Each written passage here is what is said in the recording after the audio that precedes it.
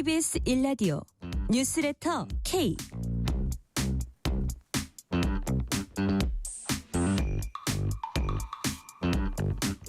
안녕하세요. 뉴스레터 K 진행하는 전종철입니다. 이재명 대통령이 정청래 민주당 대표, 장동혁 국민의힘 대표와 청와대 오찬 회동을 오늘 가질 예정이었지만 취소됐습니다. 장동혁 대표는 어제 저녁 법사위에서 범여권 주도로 재판소원법 등이 통과된 것을 불참 이유로 꼽았습니다. 청와대는 국회 상임위 운영은 여당이 판단할 일이라며 국회 일정을 이유로 취소한 데 대해 유감을 표명했습니다. 비상계엄 선포 당시 내란 중요 임무에 종사한 혐의로 기소된 이상민 전 행정안전부 장관에게 1심 재판부가 징역 7년을 선고했습니다. 재판부는 이 전 장관이 소방청의 언론사 단전 단수 협조를 지시했다고 판단했습니다. 정치 토크 코너에서 주요 정치 현안 자세히 분석합니다. 최근 경제 전문 일간지 기자들이 특정 종목 주식을 미리 산 뒤 호재성 기사로 주가를 띄워서 되판 이른바 선행매매 정황이 보도돼서 반향을 일으켰습니다. 인터뷰 코너에서 이를 단독 보도한 송수진 KBS 기자로부터 선행매매 실태와 취재 뒷이야기까지 들어봅니다. 뉴스레터 K 지금부터 시작합니다.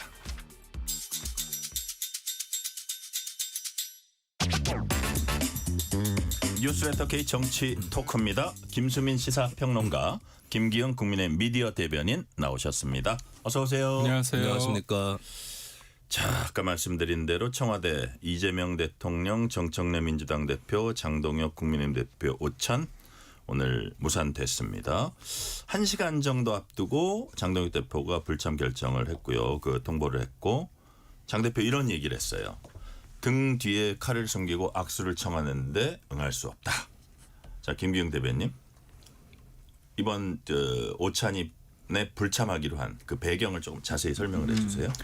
어제 연락이 왔을 때 좀 이례적입니다. 원래 다음 날, 그러니까 오늘 보자고 했을 때 며칠 전에 야당에 이제 의사를 물어야 되는데 저희도 장동혁 대표가 민생 관련해서 만나서 좀 얘기를 드리고 서로 접점을 찾고자 하는 노력을 위해서 흔쾌히 약속을 했습니다. 네, 원래 영수회담 하자 그렇게 얘기를 했었잖아요. 네. 네. 근데 이제 우리가 원하는 거는 영수회담, 단독회담인데 뭐 정청래 대표도 끼는 거 뭐 그래도 뭐 오케이를 한 겁니다. 받아들였는데 저도 밤에 설마 이럴 줄이야 몰랐는데 법사위에서 이른바 재판소원법, 이게 4심제 아닙니까? 그리고 대법관 증언법을 통과를 시켰습니다. 일방적으로 통과시켰는데 이거는 사실 어떤 개별 법이라고 하기에는 너무나 큰 사법부 자체를 뒤흔드는 격입니다. 그리고 무엇보다도 이거의 수혜가 누구냐 그러면 이재명 대통령, 소위 말해서 지금 대법원에서 유죄 취지 파기 환송된 부분이 있는데 그거를 헌재로 끌고 가서 4심제로 하겠다는 그런 강력한 의지라고 저희는 볼 수밖에 없고,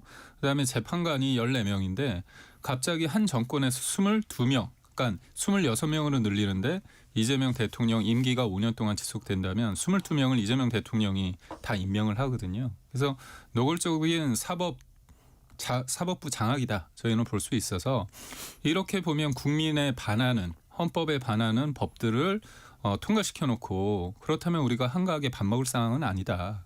그래서 면전에서 이런 강력한 의지를 표명할 수 있지만 이미 세팅이 돼 있다. 그렇다면 남는 건 사진이고 밥 먹었다, 차 마시다 이런 게 있어서 이 부분에 있어서는 저희의 강력한 의지를 피력하기 위해서 1시간을 앞두고 만나지 못하겠다 이런 말씀을 드린 겁니다. 네.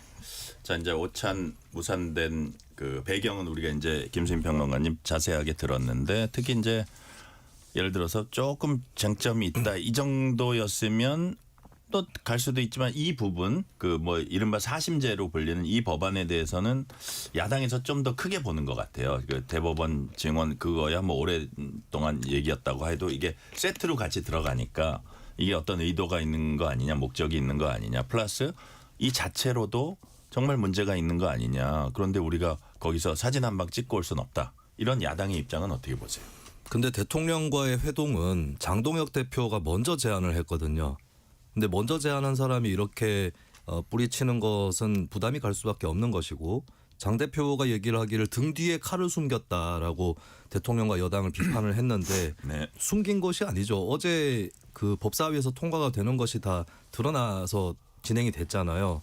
그러면은 두 가지 정도였던 것 같아요. 차라리 어제 저녁에 회동하지 않겠다라고 선언을 하든지 아니면 오늘 대통령 면전에 가서 얘기를 하는 것이 있었습니다. 저는 대통령을 만나가지고 얘기하는 것이 더 맞았다라고 봐요. 오늘 비공개 국민의힘 의원총회에서도 일부 의원들이 그런 얘기를 했다고 합니다. 대통령이 면전에 가서 좀 하는 게 더 낫지 강하게 않겠느냐. 이렇게 오픈될 때. 네, 심지어는 뭐 그 자리를 없든지 해라 이런 이제 물론 수사적 표현이겠지만 그런 말도 나왔다고 하는데 저도 그게 더 낫다고 보고 그리고 사실 야당 대표가 막상 대통령 면전에 가면 좀 말이 쉽게 안 나오고 이런 것들이 분명히 있긴 합니다. 그때 그 청와대 분위기라든지 거기에 휩쓸려 갈 수도 있는데 이럴 때 좋은 방법이 있어요.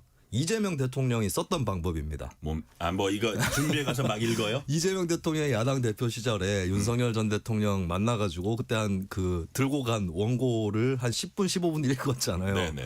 장동혁 대표도 그렇게라도 하면 되는 거 아니겠어요? 네, 근데 왜 이거를 깼느냐 했을 때 이 막상 면전에 가서 그렇게 좀 들이받을 용기는 없는 것이 아닌가 이런 평가도 나올 수 있을 것 같고 그렇기 때문에 저는 먼저 제안한 사람이 뿌리치는 이 그림을 만든 것은 장 대표의 패착이라고 봅니다. 자, 일단 가서 큰 목소리를 내고 뭐 상을 얻고 이런 거는 그렇지만 거기서 막 큰 목소리로 자, 그럼 야당 대표 한 말씀 하시죠 할 때 네. 말씀 기회 주셔서 감사합니다. 근데 말이죠. 이러고 이제 하는 건데 김기웅 대변인 이 제안은 어떻게 보세요? 저는 개인적으로 가서 말하는 게 낫다는 생각을 합니다. 네. 다만 그렇게 했을 때 비난도 있습니다. 그러려면 왜 왔어? 오지 말고 그냥 기자회견해서 하면 되는 거 아니냐 그런 얘기가 있거든요. 그래서 리더가 당대표가 어떤 결정을 했을 때 반대 의견에 대한 비판은 있을 수 있습니다. 근데 여러 가지를 봤죠. 현장에 가서 그렇게 하는 게 좋을지 아니면 일단 가면 그쪽에서 보인 판에 소위 말해서 뭐 표현이 거칠게 하면 놀아놓는다? 뭐 그런 표현을 쓴다면 그건 아니라는 거고 저희가 한 번 속고 두 번 속고 세 번 속으면 속은 사람이 바보입니다. 예를 들어서 김용태 비대위원장이 대통령이 되고 나서 국회에 왔습니다. 차 마시고 했습니다. 잘 될 것처럼 얘기해서 이거 특검하면 안 된다고 얘기를 했습니다. 근데 이재명 정부의 1호 법안이 특검법이었습니다. 3특검. 그리고 취임 100일 기자회견을 할 때 모두의 대통령이 되고자 이렇게 말씀을 하셨는데 그때 특검 관련해서 기간을 연장하는 부분과 국민의힘이 양보를 해서 정부 조직법이랑 같이 소위 말해서 바터해서 서로 간에 그걸 해주기로 합의를 했습니다. 근데 그게 또 민주당에서 뒤엎었죠. 그리고 올해 처음으로 통과시킨 법안이 2차 특검입니다. 그러니까 민생을 위한 건 아니고요. 사실상 전 정부를 부관 참시하는 내용으로 일방적으로 하고 있다는 거죠.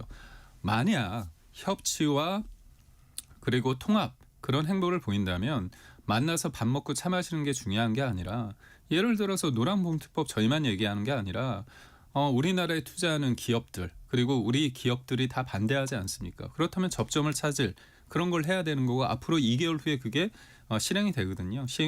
그런 부분도 있고 반도체 특별법도 있고 여러 가지 야당이 요구하는 그러니까 이거죠.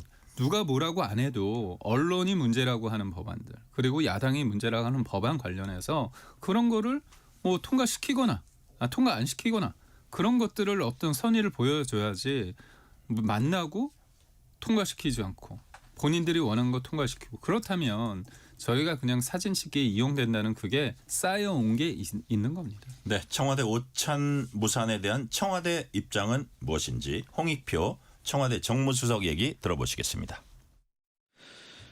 오늘 예정되었던 여야 정당 대표 오찬 회동이 장동혁 국민의힘 당대표의 갑작스런 불참 의사 전달로 취소되었습니다.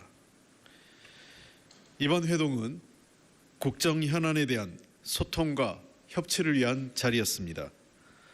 그런 점에서 그러한 취지를 살릴 수 있는 기회를 놓쳤다는 것에 깊은 아쉬움을 전합니다. 그럼에도 청와대는 국민의 삶을 개선하기 위해 대화의 끈을 놓지 않을 것임을 분명히 말씀드립니다. 이재명 정부는 상호 존중과 책임 있는 대화를 통해 협치의 길을 이어가도록 하겠습니다. 자, 김수민 평론가님, 홍익표 수석 얘기 들어보니까 뭐 좀 요약을 해서 얘기하자면 소통과 협치 기회 놓쳐서 아쉽다. 그렇지만 이재명 정부는 상호 존중과 대화 통해 협치의 길 열어갈 것이다. 이렇게 했는데 상호 존중, 대화 통한 협치가 아주 좋은 말이죠. 국민들을 위해서 좋은 얘기인데 이게 실제로 잘 시행되려면 어떤 것들이 또 필요한 것들도 있을 것 같아요. 어떤 것들이 좀 필요할까요? 일단 근데 지금 여야 간 대화라든지 협상 이런 것들이 잘 안 되고 있고 네. 심지어는 대통령실하고 여당 간에도 불일치하는 그런 일들이 일어나고 있는데 네. 이런 것들을 좀 맞춰 나가는 것부터 시작을 해야 되는 거고 계속해서 예전부터 여야 회동이라든지 영수회담이라든지 이런 걸 하고 나면 맨날 나오는 얘기가 여야정 협의체를 네. 제대로 운영해보자 이런 얘기였거든요. 근데 계속 안 되고 있다라고 하는 게 문제고 그런 의미에서 근데 그래도 이재명 대통령이 여야 대표를 만나가지고 회동을 제안한 것은 그런 또 걸음을 떼는 의미는 분명히 있었던 거죠. 네. 그런데 이렇게 불발이 되면서 뭐 대통령실 입장에서는 좀 안타까운 그런 일이 되고 만 것 같아요. 예, 그리고 근데 일단은 지금 전국의 뭐 재판 소원 문제라든지 이런 여야 간의 의견이 좁혀지지 않는 문제들도 있지만 시급한 문제들도 있는 거거든요. 네. 특히 이제 관세 문제하고 부동산 관련 문제들 이런 것들은 좀 약간 칸막이를 쳐서 이 문제에서는 어떤 문제들에서는 정말 끝장 대결을 볼 수밖에 없지만 또 다른 문제들에 있어서는 빨리 이 안건들을 통과시키고 합의를 본다라고 하는 네. 그런 투트랙 전략으로 좀 가야 되지 않을까. 그걸 위해서 대통령실도 좀 적극적으로 액션을 취할 필요가 있고 이미 이제 이재명 대통령도 국회 입법 속도에 대해서 좀 비판까지도 했는데 네. 이런 노력들은 뭐 기본적으로 해야 될 것 같습니다. 그래요. 저는 김기영 대변인이 아까 하신 말씀하고 좀 비슷한 질문이어서 네, 제가 예. 요 네, 질문 예. 넘어갈게요. 네, 예. 예. 예. 자, 이제 지금부터는 이 오찬 불참 사유가 된 법안이죠. 뭐 한 3개 법안인데 그중에 가장 핵심은 이른바 이제 사실상의 사심제로 불리는 재판소원법입니다. 어제 저녁에 법사위 통과했습니다. 이에 대한 국회 법사위 소속 국민의힘 최고위원이던 신동욱 의원 얘기 들어보시겠습니다. 민주당이 마침내 폭거를 저질렀습니다. 또 한 번의 폭거를 저질렀습니다. 대한민국은 헌법 101조는 대한민국의 사법권은 법원에 속한다라고 분명히 규정을 하고 있습니다. 그런데 사실상 법원의 재판을 헌법재판소가 다시 한번 판단하게 만드는 이른바 헌법소원 사실상의 사심제 국가로 만드는 법안을 어젯밤 민주당이 일방적으로 처리를 했습니다. 이건 굉장히 심각한 문제입니다. 대한민국은 우리 초등학생 때부터 삼심제를 기본으로 하는 나라로 다 알고 있습니다. 이 문제의 옳고 그름을 떠나서 개헌을 하지 않고 입법부가 마음대로 이렇게 결정할 수 있는 문제가 아닙니다. 국민에게 물어봐야 합니다. 자, 개헌을 하지 않고 그냥 국회에서 입법해가지고 입법만 가지고 되는 게 아니다. 이런 부분은 일단 어떻게 네. 보세요, 김수인 평론가? 그러니까 저는 사실 헌법에 명문화돼 있는 구절이 있죠. 최고 법원인 대법원이라고 네. 표현이 돼 있습니다. 그런 만큼 재판 결과를 헌법재판소가 엎을 수 있다. 이거는 저는 위헌이라고 봐요. 네. 그리고 문형배 헌법재판관이 했던 지적과 네. 대안을 좀 곱씹어 볼 필요가 있는데 문형배 재판관도 전 재판관도 네. 이 사심제로 가는 거에 대해서는 반대를 했었습니다. 이 헌법에서는 많이 헌법에는 위헌이다라고 하는 것이 뭐 이거는 이념의 문제가 아니라 헌법 해석을 하는 법조인들 많은 분들의 의견인 것 같아요. 근데 이제 문형배 재판관이 대안으로 제시한 게 뭐냐면 헌법재판소가 어떤 법에 대해서 이거를 이러이러한 식으로 해석하면 하는 것은 위헌이다. 한정위원이라고 하죠. 한정위원 결정을 하면 그 사건은 재심 사유로 인정해서 재심을 하도록 하자라는 대안을 제시를 했는데 그 정도의 방안이면은 뭐 그 법조항이 갖고 있는 위헌성 때문에 처벌을 받게 된 사람들을 구제할 수 있는 효과는 있을 거라고 근데 보여지거든요. 그거는 지금도 있는 제도적 장치하고 크게 다르지 않은 거 아니에요?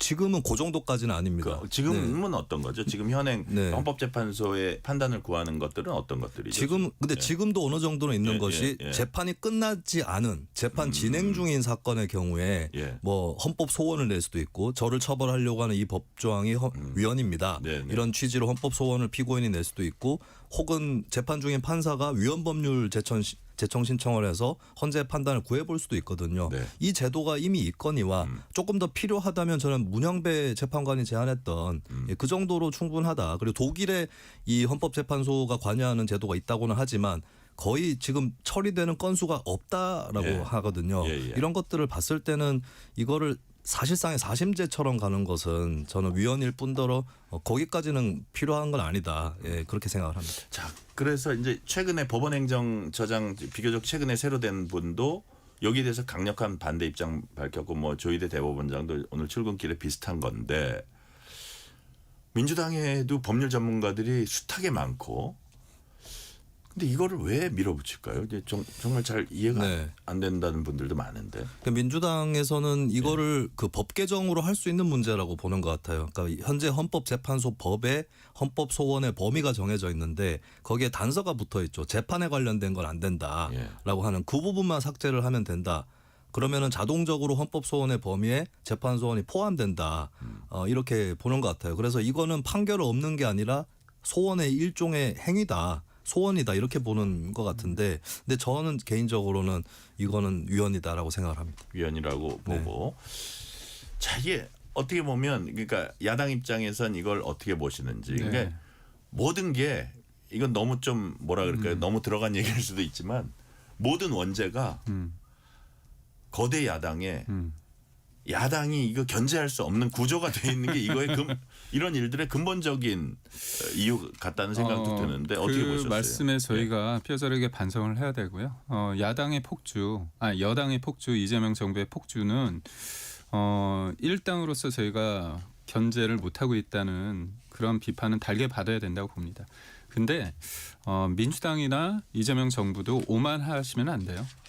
지금의 상황이 국민들이 이거 지켜보고 있다고 해서 동의하는 게 아닙니다.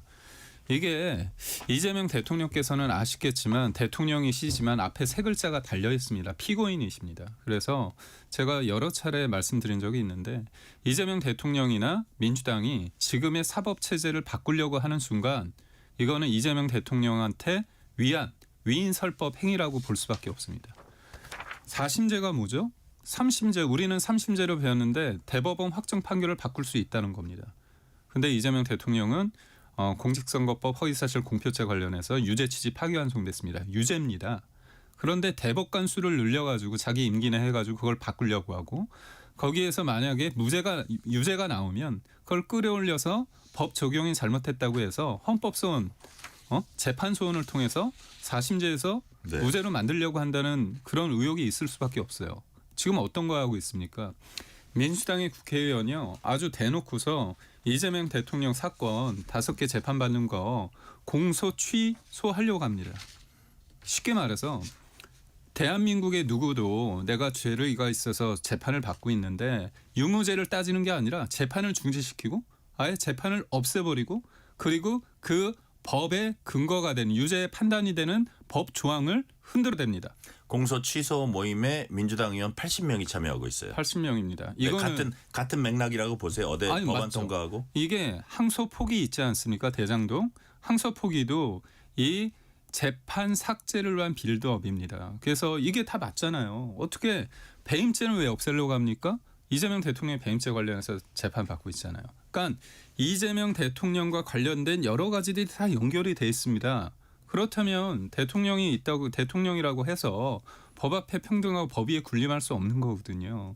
이 부분은 여러 가지 여야의 관계에 있어서 차별적인 어떤 이견 속에서 벌어지는 몇 개의 바투할 수 있는 내용이 아니라 이거는 근본을 흔드는 겁니다.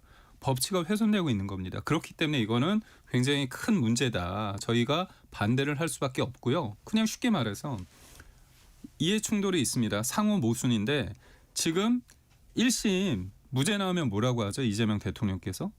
아니 그거 왜 항소해? 포기시키잖아요. 1심, 예. 2심, 3심도 필요 없어. 1심이잖아요. 그런데 왜 3심도 모자라서 4심을 하죠? 그리고 재판관을 늘리자는 이유는 뭐냐? 이거는 속도를 내겠다는 거잖아요. 4심을 한다는 건 뭐죠? 속도가 늘지 않습니다. 그러니까 민주당에서 주장하는 여러 법들이 상호 모순입니다. 그게 왜 모순일까? 이분들이 머리가 나쁜 게 아니라 이재명 대통령을 위에서 하다 보니까 이게 법이 엉클어지는 겁니다. 사법 체계가 흔들린다. 쉬운 거죠. 제가 만약에 죄를 지었습니다. 네. 근데 갑자기 제가 권력이 있고 힘이 있다고 해서 재판 중지하라고 하고 재판 삭제하라고 하고 이 법에 죄가 되고 있는 그 법 조항에 대해서 삭제를 한다. 이게 공정한 건 아니잖아요. 네. 예를 들어서 아까 뭐 1심에서 나와서 이게 뭐 무죄가 나오고 이러면 이거는 검찰이 잘못했다 그러지 왜 자꾸 항소하려고 그런다 그랬는데 만약에 저 김수민 평론가님 그렇다면 김건희 도이치모터스 특검 1심 무죄 나왔으면 그 그냥 같은 논리라면 그래가지고 이게 막 상호 모순되는 게 실제로 좀 많은 것 같아요. 여러 가지. 이게 결국은 이재명 대통령 사법 리스크하고 무관하다고 보기는 이제 힘들어 보이는데 차라리 좀 이렇게 무리되는 것들을 조금 최소화하고 성과로 이재명 대통령 5년 동안의 어떤 성과를 인정받고 그렇다면 법원도 뭐 법리적으로 따지긴 하겠지만 그런 생각도 드는데 너무 이상적인 얘기인가요? 일단 저는 그 이재명 대통령하고 관계가 있어 보이는 그런 사건과 관련이 있어 보이는 정책이라든지 법안 이런 것들은 민주당 입장에서도 좀 마이너스인 것 같아요. 그런 걸 추진하려고 했을 때. 네. 그렇기 때문에 그걸 대통령도 알고 있기 때문에 재판 중단을 하는 그 형사소송법 개정안을 중단을 시켰잖아요. 예, 그래서 이런 문제에서는 가급적 네. 특히 이제 뭐 위헌 논란까지도 있는 문제라면은 그런 것들은 만약에 그게 이 대통령하고 상관이 없다면 없는 쪽으로 그러니까 네. 아닌 쪽으로 좀 사법 개혁을 더 해야 되지 않을까. 지금 사법 개혁 자체가 틀린 건 아니거든요. 사법 개혁에도 해야 될 일들이 많이 있고 그리고 현재 대법원과 법원 행정처가 좀 중앙 집권적인 그런 좀 권위적인 기관인 것도 사실입니다. 이런 부분은 사법행정위원회라든지 타국에도 모델들이 있는데 이런 걸 하기에도 좀 벅차요. 네. 이거 하는데도 수기가 필요할 것이고 법원 의견도 들어보고 시민사회 의견도 반영을 해가지고 추진을 해야 되는데 사실 사법개혁에서 가장 중요한 부분은 구조적인 개혁이고 그 구조개혁의 핵심의 그 사법행정위원회, 그러니까 법원행정처의 현재 이 법원행정처를 다른 조직으로 바꾸는 네. 이런 안이 더 급하지 않은가. 그리고 이런 안은 사실 국민들도 크게 이거는 기본적으로 해야 될 일이다라고 생각을 또 많이 하실 거예요. 그런 의미에서는 지금 이 대통령하고 직접 관련돼 있는 듯한 이런 안을 하는 것보다는 좀 구조적인 개혁을 하는 것이 맞지 않나 싶습니다. 네. 이로 인한 약간 뭐 국회 상황 좀 더 경색될 것 같아요. 특히 이제 재판소원법이 사실상의 사심제 아니냐 이렇게 이제 야당에서 문제 제기를 하고 있으니까. 그다음 뭐 법 왜곡죄 이런 것들도 지금 막 통과되고 있고 그래서 이런 것들이 본회의에서 이제 통과되면은 더 경색이 될 텐데.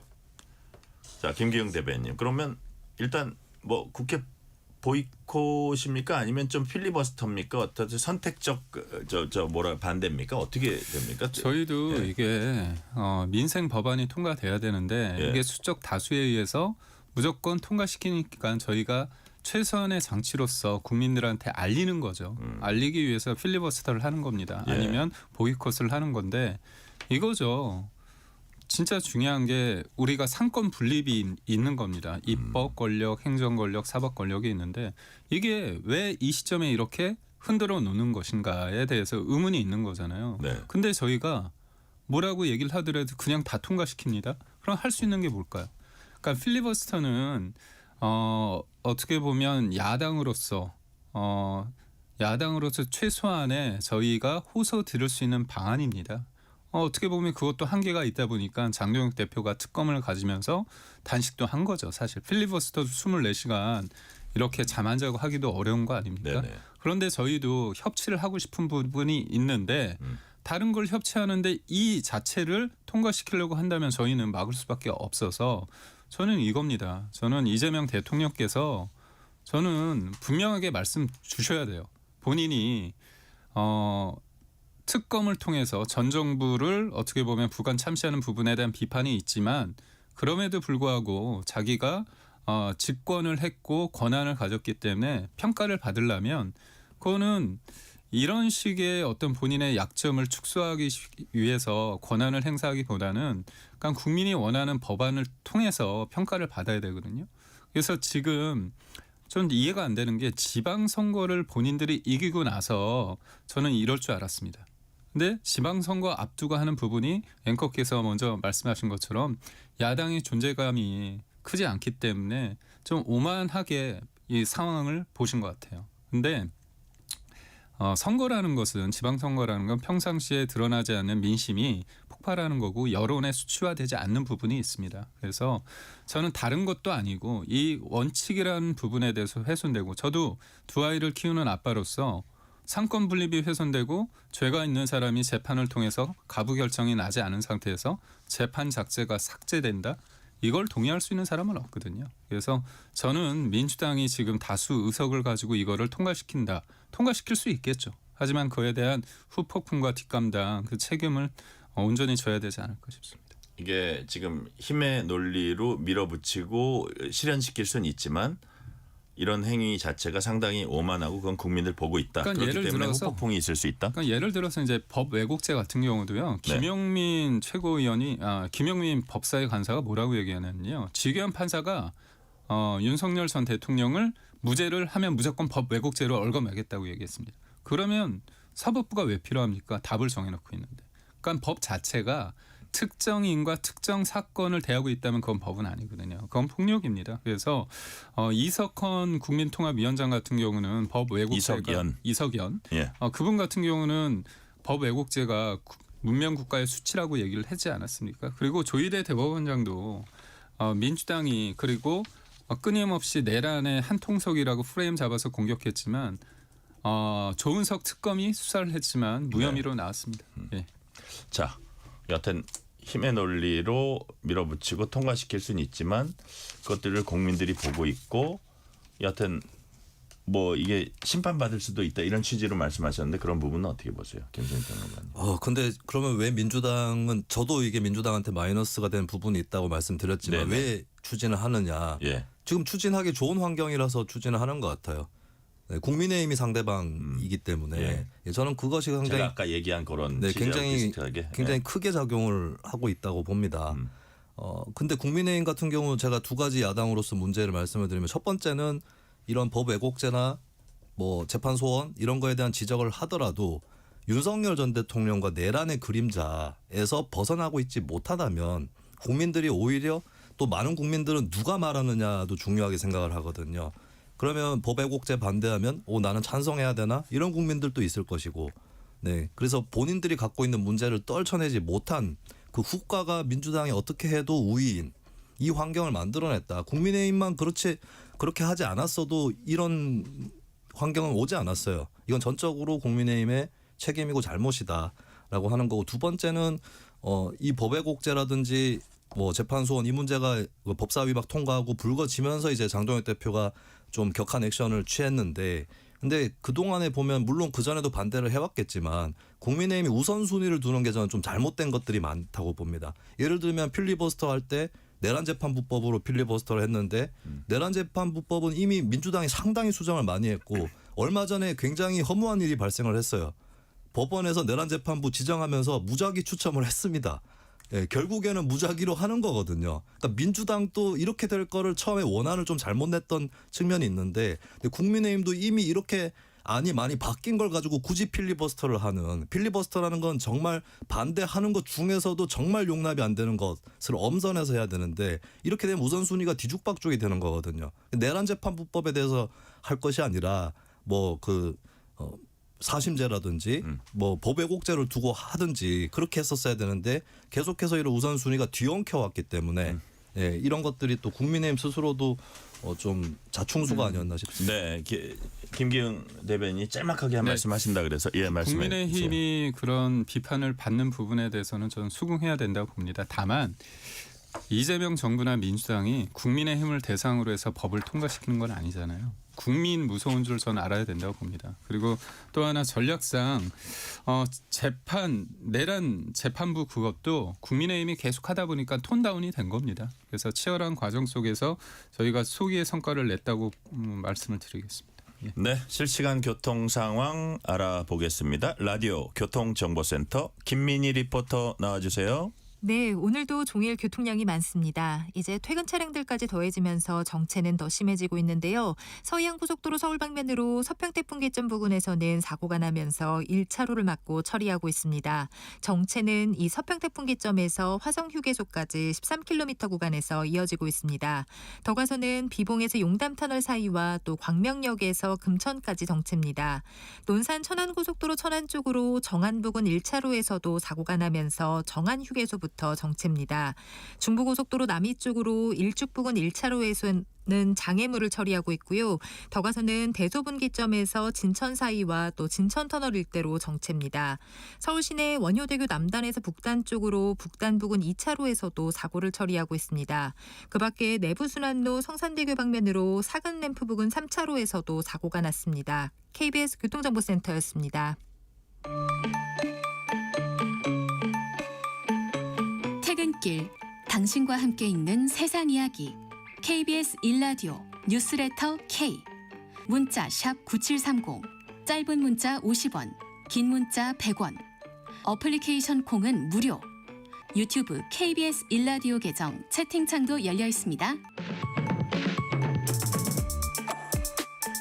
실시간 교통 상황 살펴봤습니다. KBS 라디오 뉴스레터 K 정치 토크 김수민 시사평론가 김기용 국민의힘 미디어 대변인과 얘기 나누고 있습니다. 우리가 이제 청와대 오찬 무산 뭐 얘기 쭉 했는데 요것과 관련되기도 하고 최근에 민주당의 합당 추진 무산과도 관련되는 얘기에서 잠깐 짚고 넘어갈게요. 자, 그동안 이제 정청래 대표가 뭐 이제 합당 추진 무산된 게 그냥 그 자체만으로 보다는 그동안에 어떤 대통령이 좀 성과를 보이려는 시점에 약간 그 스포트라이트를 뺏어오는 이른바 씬스틸러라 그러죠. 그래가지고 친명계 입장에서는 좀 불만이 많았던 게 폭발되는 증폭되는 측면도 있었는데 장동혁 대표가 오찬 불참 배경 설명하면서 이런 얘기를 했어요. 뭐 이렇게 막 정청래 대표하고 이게 장외 공방을 벌였거든요. 정청래 대표가 국민과 대통령에 대한 예의는 눈꼽만큼도 없는 작태다 뭐 이랬더니 장동혁 대표가 회동하자고 한 직후 법안을 일방적으로 통과시킨 건 진정 예의 있는 행동이냐 하면서 뭐라 그랬냐면 오찬 회동이 잡힌 다음에 이런 악법을 통과시킨 것도 이재명 대통령을 의도적으로 공경에 빠뜨리기 위한 것인지 묻겠습니다. 뭐 물론 이제 야당 대표는 자기 설명을 하면서 이제 뭐 역공을 하는 거긴 하지만 결과적으로는 또 그런 모양새라고 그 하나 사례가 추가된 거라고 볼 수도 있는데 이 부분은 어떻게 보세요, 김수민 평론가님? 일단 결과에 대해서는 장동혁 대표 의견에 이견이 있는 게 네. 공경에 처한 거는 이재명 대통령이나 민주당이 아니라 이거를 만날 기회를 스스로 걷어찬 장 대표 본인한테 있는 본인이 아닌가. 네. 이걸 일단 결과적으로는 짚고 싶고요. 그리고 네. 그러면 이게 민주당이 좀 이재명 대통령하고 보조를 잘 못 맞춰가지고 일어난 일인가. 그거는 장담은 못할 것 같아요. 이재명 대통령이 입법 속도에 대한 주문을 했었는데 물론 부동산, 관세 이런 것들 많이 들어가 있겠지만 그 한편에 또 어제 법사위에서 통과된 안건들도 포함되어 있을 수도 있는 거거든요. 네. 그 점에서는 이게 당정 간에 엇박자가 나서 벌어진 일인가 이거는 단정 지을 수는 없을 거라고 봅니다.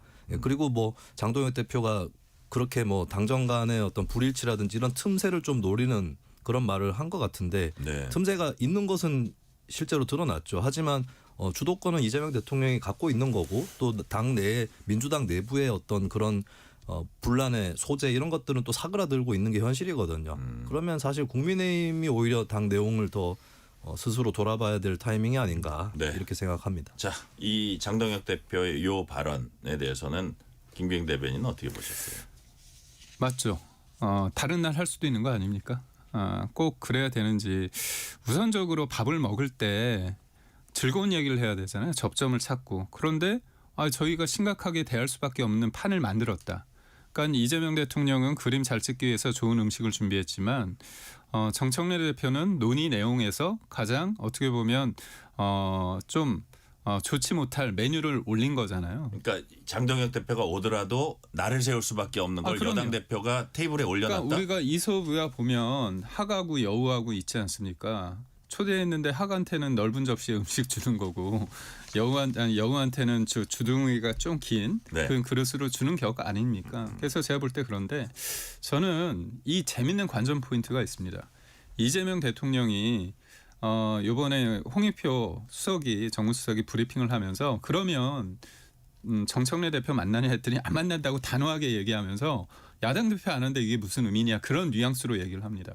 그런데 세팅이 다 됐잖아요. 1시간 전이면 메뉴도 선택되고 네네. 어차피 다 약속이 있는데 그러면 우리가 그렇지만 만나서 그래 우리 예전에 좀 서먹서먹하고 지금 상황이 그러니까 그럴 수 있는데 가차없이 안 만난다고 그러더라고요. 그게 저는 시그널이라고 봅니다. 충분히 만날 수 있는데 그리고 지금 보면 김어준 씨와 정청래 대표의 관계는 누구도 부인할 수 없는 찰떡궁합이잖아요. 근데 지금 김어준 씨 말이 굉장히 거칠어졌습니다. 뭐라고 얘기했냐면 내가 더 친명이야 이런 말하는 사람 멀리해야 된다. 가짜 지지자들이 지금 고스란히 친명이 돼서 커뮤니티에 난리 법석이다. 돈 받고 하는 가짜 지지자 문제는 분열 그 자체다 얘기를 했습니다. 이거 굉장히 센 표현이잖아요. 네네. 예. 그러니까 이런 여러 가지 것들이 그리고 합당 과정에서 유시민 작가와 김어준 씨가 굉장히 강력하게 정청래를 디펜스하고 밀었는데 그런 부분에 있어서 이재명 대통령이 네. 저는 앙금이 있다고 봅니다. 그래서 그런 일련의 상황 속에서 저는 사실 뭐 저희가 자리를 빠졌으니까 네. 좀 더 심도 있게 만나서 식사도 하시고 그랬으면 하는 바람이 있는 건 맞습니다. 네. 자, 그래서 우리가 잠깐 결부해서 얘기한 뭐 합당 추진 거기서 이제 조국혁신당과 합당 로드맵이 이재명 대통령이 여기에 관여했냐 두고도 이제 공방이 벌어졌는데 이게 강덕구 의원이 올렸다가 빛 사기라 그러나요? 빛의 속도로 바로 삭제를 한 그건데 뭐 홍익표 수석이 전한 대통령 입장은 통합 찬성이다. 지방선거 이후 합당하고 전당대회는 조국혁신당과 통합으로 하자는 게 대통령 바람이다. 야당은 대통령 당무 개입이다. 반면 대통령과 소통한 바 전혀 없다. 이렇게 청와대나 여당 의원들은 얘기를 하고 있고요. 자, 이런 부분들. 근데 이게 좀 잘못 전달됐다 이런 얘기도 있어요. 이제 파악된 게 좀 있습니까? 김수민 평론가님. 이건 짧게. 네. 예. 어떤 파악을 그러니까 네. 이게 이재명 대통령이 정말 뜻인가 아니라고 네. 이제 해명을 하고 있잖아요. 근데 왜 이런 거를 강덕구 의원이 네. 친명인데 왜 이런 거 뜬금없이 올렸는지 그게 예. 거기에 대해서는 강덕구 의원도 뭐 딱히 설명을 하고 있지는 않기 때문에 예. 내막을 알기는 어려울 것 같고요. 근데 저는 뭐 좀 추리를 해보자면 네네. 가장 가능성이 높은 경우가 무엇일까? 근데 그 비싹을 한 글을 보면 네. 자세해요. 글이 좀 짧지만도 않고 자세한 편이에요. 그러면 제가 조금 짐작을 해보건대는 네. 여차하면 발표를 할 수도 있는 글이었는데 실수로 공개로 눌러버린 것이 아닌가. 네, 그래서 저 같은 경우도 그런 적이 있는데 예를 들어서 SNS 그 창에다가 네. 제 칼럼을 칼럼이나 원고, 방송 원고 이런 거를 입력을 하면서 수정을 하는데 네. 그거를 이제 보통은 비공개로 눌러놓거든요. 예. 근데 실수로 전체 공개로 누를 때가 있었어요. 예. 물론 저는 이제 유명하지 않은 사람이니까 그런 거는 누출됐다고 보기도 어렵겠지만 혹시 그랬던 것이 아닌가. 그러니까 강덕구 의원이 어떤 경우에 대통령 입장 이런 거였어라고 한번 글을 가다듬어 놨는데 네. 이거를 잘못 눌러가지고 전체 공개를 누른 것은 아닌가.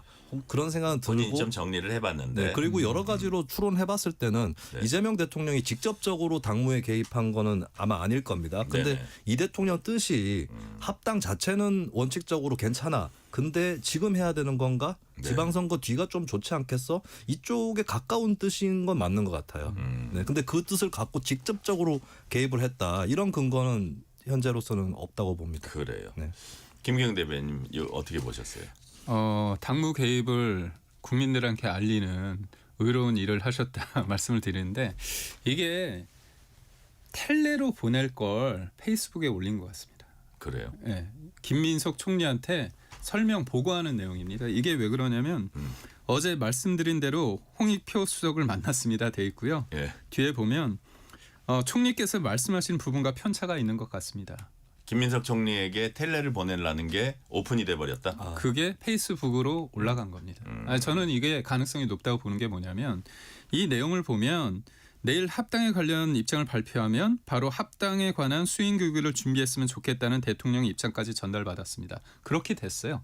그리고 이벤트를 준비하는데요. 뭐냐면 이런 내용이 이번 주에 발표되면 대통령실에서는 다음 주 통합과 이 연계된 이벤트까지 계획을 하고 있다고 합니다. 이거죠.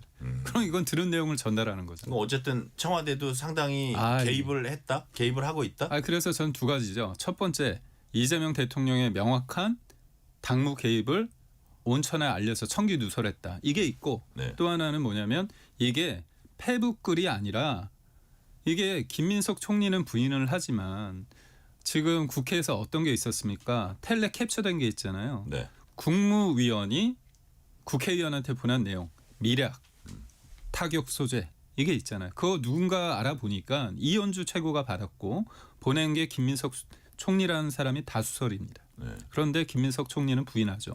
결국은 그렇게 말을 짧게 누군가 지시할 수 있는 사람은 통상의 국무위원이 아닙니다. 그러면 국무총리라고 볼 수밖에 없고 이 또한 강두구가 누굽니까? 강두구 의원이 최측근이잖아요. 김민석 총리의 최측근이니까 보고하다 보니까 이렇게 된 겁니다. 그래서 저는 이거는 굉장히 심각한 문제다. 네. 저는 이제 이 글을 보고 글이 굉장히 단정하다는 느낌을 받았거든요. 그래서 원래 메시지로 작성을 해둔 게 아닌가 하는 의미에서 아까 가설을 제시를 했는데 근데 사실 김기웅 대변인 말씀을 들어보니까 그 가능성 그 가능성이 높아 보여요. 어플을 헷갈렸을 가능성 또 높아 보여요. 그리고 이게 말씀하신 게 이제 텔레그램인데 텔레그램이나 페이스북이 이 어플 그 아이콘을 보면 둘 다 하얀색하고 푸른색 계통의 디자인이 섞여 있는 게 좀 비슷하거든요. 네네. 예, 특히나 그게 한 화면에 떠 있으면 헷갈릴 수도 있겠다 이런 생각은 또 한편 듭니다. 그래요. 네, 뭐 하나의 추리극입니다. 자, 주국 대표가 인터뷰하면서 합당 제안 우리가 한 것도 아닌데 뭐 당권, 대권, 미략설, 허위사실 유포했다 되게 불만을 표하고 3월 중에 출마 결정할 것이라는 얘기도 했고, 근데 정작 시선이 가는 건 이겁니다. 정춘생 조국혁신당 의원입니다.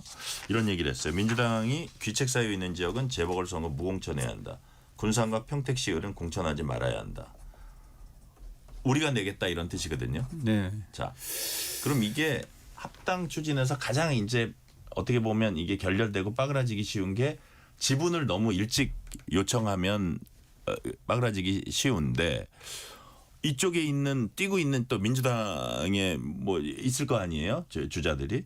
자, 그래서 이런 부분은 앞으로 불씨가 될 수 있다고 보세요. 이건 짧게 김수민 평론가님. 근데 지금 조국혁신당이 안에 메시지가 조율이 안 되고 있는 느낌이 좀 들어요. 왜냐하면 조국 대표는 자력으로 되겠다라고 하는 표현을 썼거든요. 네네. 그 자력이라는 게 단일화도 하지 않겠다 이 뜻은 아닐지라도 일단 내가 잘해가지고 뭐 단일 후보가 되든지 이런 것들을 가정하고 하는 얘기입니다. 네. 근데 정춘생 의원은 그 평택을 얘기하면서 공천을 하지 말아야 된다고 민주당이 네네. 주문을 하거든요. 이거는 메시지가 불일치하는 거기 때문에 이거는 조국혁신당이 필히 정리를 해줘야 되는 부분이고 지금 조국혁신당의 뼈가 아픈 것은 네. 결국에 민주당에서 가닥을 잡기로 합당은 지선 뒤에 한다. 그리고 지선 때는 선거연대 한다. 네. 근데 이게 다 민주당 내부의 찬반 논의가 격돌해가지고 만들어낸 결론이지 조국혁신당이 개입해가지고 만든 결론이 아니거든요. 네네. 그러니까 지금 조국혁신당의 주도권을 완전 더 뺏겨버렸어요. 예, 이 점을 좀 직시를 하고 소수 정당으로서 그래도 갖고 있는 독자성 이런 것들이 있다면 그 명분을 제시하는 게 우선이다라고 하는 거. 네. 예, 그게 조국혁신당이 해야 될 일인 것 같습니다. 네. 김기웅 대변인은 어떻게 보셨어요? 조국혁신당이 사실상 정청래 대표가 큰 그림을 의도치 않은 큰 그림을 그렸습니다. 뭐냐면 조국혁신당을 굉장히 왜소화시켰습니다. 조국혁신당을 저희가 얘기할 때 조국만 있다. 이런 표현이 있는데 지금 조국 대표가 어떻게 배지를 다느냐가 관건이 된 거예요. 이게 비참한 겁니다. 그래도 나름대로 대권 후보라고 얘기를 했는데 역설적으로 사면된 다음에 더 쪼그라들었습니다. 그래서 이현주 최고에 의하면 말에 의하면 1, 2% 가지고 왜 우리가 해? 이렇게 모멸감을 당할 정도로 했는데 저는 아니 이게 합당은 나중에 하자고 하지만 지금 안 해 했을 때 조국혁신당이 너무나 진짜 이 바지끄레기 잡는 것처럼 오케이를 해버렸습니다. 그건 뭐냐면 본인은 멋도 있어 보이시고 배지도 달고 싶은 겁니다. 저는 정춘숙 의원이 한 얘기가 네. 조국 대표의 진심이다. 그래서 저는 다른 곳 가서서 자기가 3자 구도 돼서 이길 가능성은 제로입니다. 네. 자, 이상민 전 행정안전부 장관 내란 중요 임무 종사 혐의 1심 판결이 오늘 나왔습니다. 법원이 징역 7년 선고했습니다. 김수민 평론가님, 오늘 판결 어떻게 평가하세요? 일단 가장 관심을 모은 거는 이상민 전 장관 개인의 형량이라든지 이런 것 이전에 네. 이것을 또 한 번 재판부가 법원이 12.3 사태를 내란으로 판정을 했다는 것이죠. 그리고 이게 그렇게 어려운 문제였는가 생각이 듭니다. 그러니까 누가 해도 판사라면, 판사 정도 되는 사람이라면 누가 해도 같은 판결이 나오는 것이고, 국헌문란 목적의 폭동이 내란인데 포고령을 통해서 국헌문란 목적은 드러났고, 그리고 폭동은 국회 군경이 출연하면서 기수가 된 거거든요. 이 점은 저는 윤석열 전 대통령 판결에도 그대로 이어질 것이다. 그럴 수밖에 없다라고 하는 점을 일단 첫 번째로 짚고 싶고, 두 번째는 뭐 이상민 전 장관 또 내란 중요 임무 종사 유죄가 나올 것으로 다들 예측을 많이 하셨을 텐데 형량 부분은 조금 의아한 부분이 있습니다. 5년 이상인데 이상민 장관이 5년 살짝 넘을 정도의 중요 임무 종사였나. 그리고 12.3 사태의 그 성격이나 이런 걸 봤을 때는 네. 상당히 심각한 위로부터의 내란이라는 표현도 있었고, 그리고 일각에서는 권력 찬탈은 아니지 않냐라고 하지만 권력 찬탈도 맞아요. 왜냐하면 윤석열 대통령은 당시에 사법권도 없고 입법권도 없습니다. 대통령은. 근데 그 입법부하고 뭐 선관이라든지 나아가서는 법원 판사들에 대한 추적 이런 것들까지도 있었던 그런 것이기 때문에 그것도 권력 찬탈의 목적도 맞는 거거든요. 네. 상당히 내란 중에서도 가장 위험한 형태의 내란이었던 것에 비춰보면, 그리고 한덕수 총리가 23년에 나왔던 거, 한덕수 총리하고 이상민 장관이 그렇게까지 한 행위가 크게 차이 나는가, 이 점은 좀 23년과 7년이라는 간격은 너무 크지 않나 이런 생각은 듭니다. 네, 김경 대변인 어떻게 평가하십니까? 그러니까 국헌문란의 목적성 부분 플러스 네. 폭동입니다. 근데 이제 우리 평론가님께서 말씀하신 폭동에 대한 규정이 엄격하게 따질 때 국회와 아니면 선관위의 군을 투입시킨 이 부분이냐, 아니면 물리적인 충돌이 어느 정도 있느냐, 그게 관건일 것 같습니다. 그런데 기존에 나왔던 판결은 네. 군이 투입된 부분에 대해서 폭동으로 규정을 한 거거든요. 근데 폭동은 규모가 있어야 되고 지속성이 좀 있어야 됩니다. 그래서 네. 이 부분을 윤석열 전 대통령 1심 판결에서 어느 정도 의미를 둘지 그게 네. 관건이 아닐까 싶습니다. 이 질문을 제가 김경 대변인께 한번 여쭤볼게요. 오늘 그 장동혁 대표 어제였나요? 그 오늘이었나? 서문시장을 갔습니다. 네, 예. 자, 서문시장을 갔는데 어떻게 보면 보수의 뭐 심장이라고 불리는 네. 대구에서도 사실 서문시장이 뭐 엄청난 그 규모입니다. 뭐 점포가 4,000개라 네. 그러고 뭐 상인이 2만 명이래나 뭐 이 정도 엄청난 데인데, 항상 정치인들이 그 보수 야당 정치인들이 보수당 정치인들이 중요할 때 거길 가는데 이런 얘기들이 많이 나왔어요. 민주당은 똘똘 뭉치는데 국민의힘은 왜 싸우나, 싸우지 마라, 모두 보듬고 가라, 그만 좀 싸우고 부드러운 정치하길, 뭐 이런 얘기들이 상인들 입에서 부드럽지만 이렇게 좀 뼈가 그럼요. 있는 말이 나왔는데, 사실 방송 기자를 오래 한 제 입장에서는 화면이 눈에 확 들어오는 게 네. 서문시장 보통 정치인들이 어떤 그 뭐 선거가 다가오고 있잖아요. 당대표가 갔잖아요. 그러면 막 발 디딜 틈 없고 막 사람들이 막 환호하고, 정말 촬영 기자들이 그 앵글을 잡으려고 네. 여리저리 튀고, 그 TK 지역 정치인들은 자기가 그 당대표 옆에 혹은 후보 옆에 서보려고 막 각축을 하고 이런 것들이 있는데 너무 한산해요. 네. 과연 이 의미를 국민의힘은 곱씹어 볼까요? 그럼요. 예. 우선적으로 저희가 하나가 되기 위해서 네. 한동훈 전 대표에 대한 어떤 징계 부분에 대해서 단호함을 보였는데, 그 과정 속에서 이를 바라보는 시선은 다양합니다. 네. 저도 당협위원장을 하고 있지만 한동훈 전 대표를 확실하게 정리해야 된다는 측면도 있고요. 어떤 분은 그래도 같이 가야 되는 거 아니냐, 그런 얘기가 있습니다.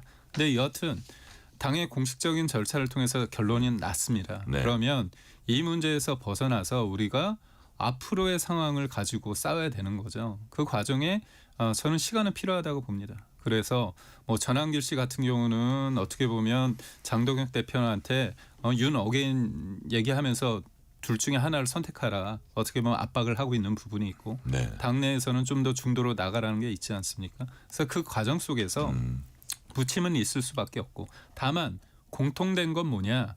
우리 이러다가 지면 안 되는데 왜 하나가 못 되느냐 이겁니다. 네네. 그러니까 근데 그 비판의 대상은 누구냐? 여튼 권한이 있는 당대표일 수밖에 없다. 네네. 그래서 저는 그런 민심의 싸늘함에 대해서 저희가 받아들이고 어떤 식으로 해서 사람들의 이 열패감과 어떻게 보면 이 무기력함을 선거를 앞두고 끌어올리느냐가 저희의 숙제입니다. 네. 김수민 평론가님 죄송합니다. 한 20초 남았네요. 예. 네, 저는 국민의힘이 평소에 자기 지지층에 대해서 잘 모른다라는 생각을 좀 갖고 있거든요. 어제 그런 서문시장의 한 사람 이런 것들도 네. 전통적 지지층 사이에서도 싸늘하게 식어가고 있다. 전통적 지지층이 다 윤호개인이나 태극기 부대 같은 분들은 아닙니다. 그렇지 않은 분들도 상당히 많이 있는데 그런 의미에서 대구 경북 민심이 좀 계속 이반되고 있는 거 아닌가 그런 걸 또 보여준 것 같습니다. 네, 오늘 말씀은 여기까지 듣겠습니다. 지금까지 김수민 시사평론가, 김기흥 국민의힘 미디어 대변인이었습니다. 오늘 말씀 감사합니다. 고맙습니다. 고맙습니다. 뉴스레터 K 1부 마치고 2부가 이어집니다.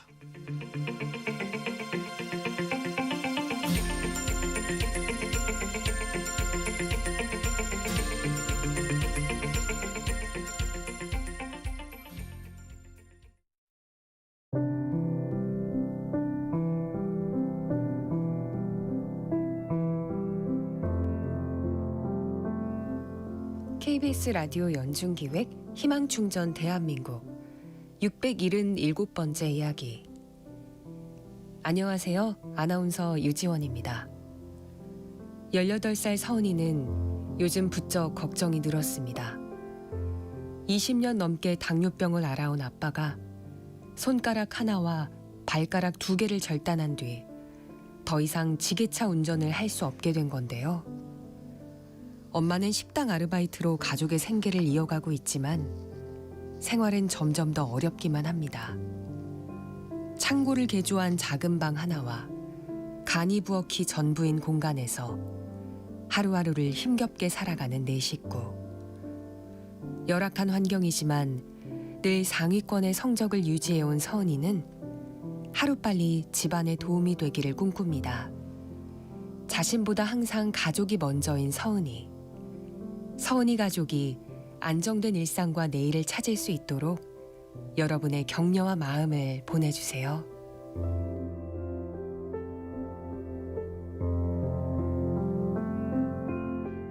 여러분의 따뜻한 손길이 희망의 빛이 됩니다. ARS 060-700-1580 060-700-1580 한 통화 3,000원으로 희망을 선물해 주세요.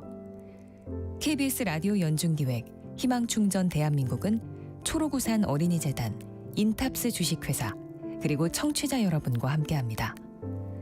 ARS 060-700-1580 한 통화 3,000원입니다.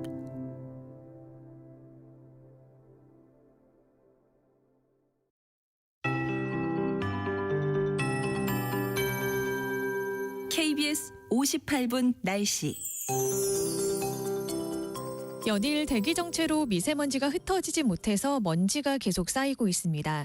오후 들어서는 서해상에서 청정한 바람이 불어와 지금은 보통 수준의 대기질을 회복하긴 했는데요. 다만 밤에 다시 국외 미세먼지가 유입되면서 대기질이 나빠지겠고 내일도 전국 대부분 지역에 초미세먼지 농도가 높은 수준을 보이겠습니다.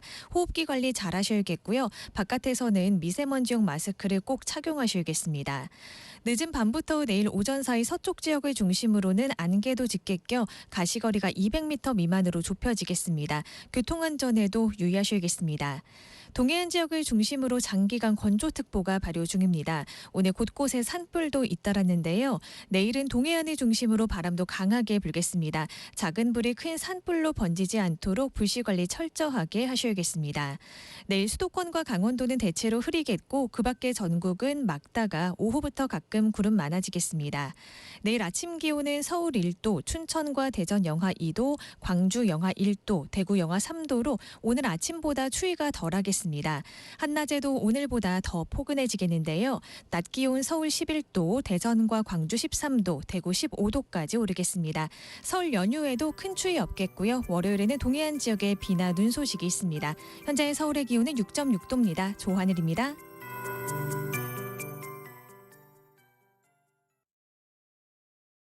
정성을 다하는 국민의 방송 KBS가 6시를 알려드립니다.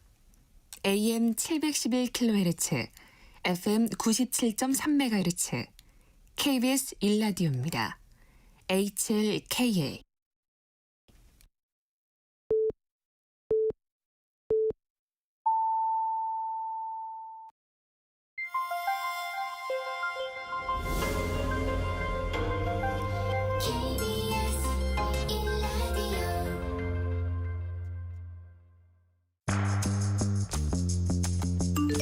여러분은 지금 퇴근길 시사편지 한 장, KBS 1라디오 뉴스레터 K를 듣고 계십니다.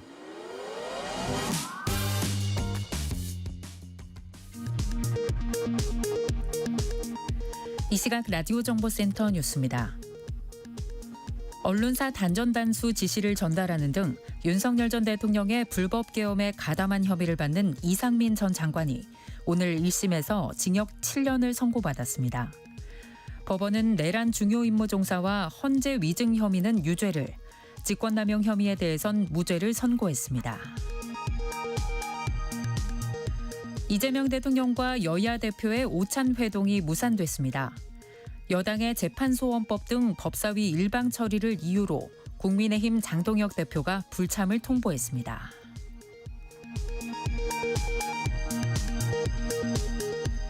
어젯밤 재판소원법 등이 여권 주도로 국회 법사위에서 처리된 것에 반발해 국민의힘이 국회 본회의를 보이콧하면서 반쪽 본회의가 열렸습니다.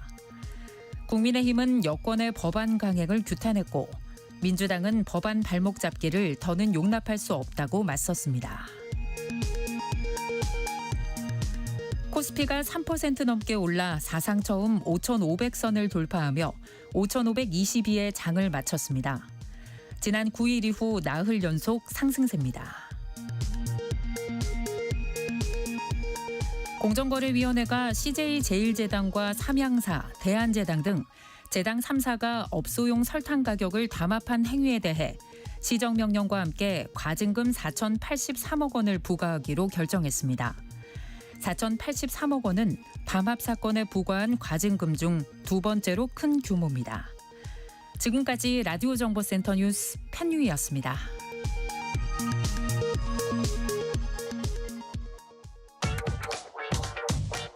뉴스의 진수를 보여주는 인터뷰.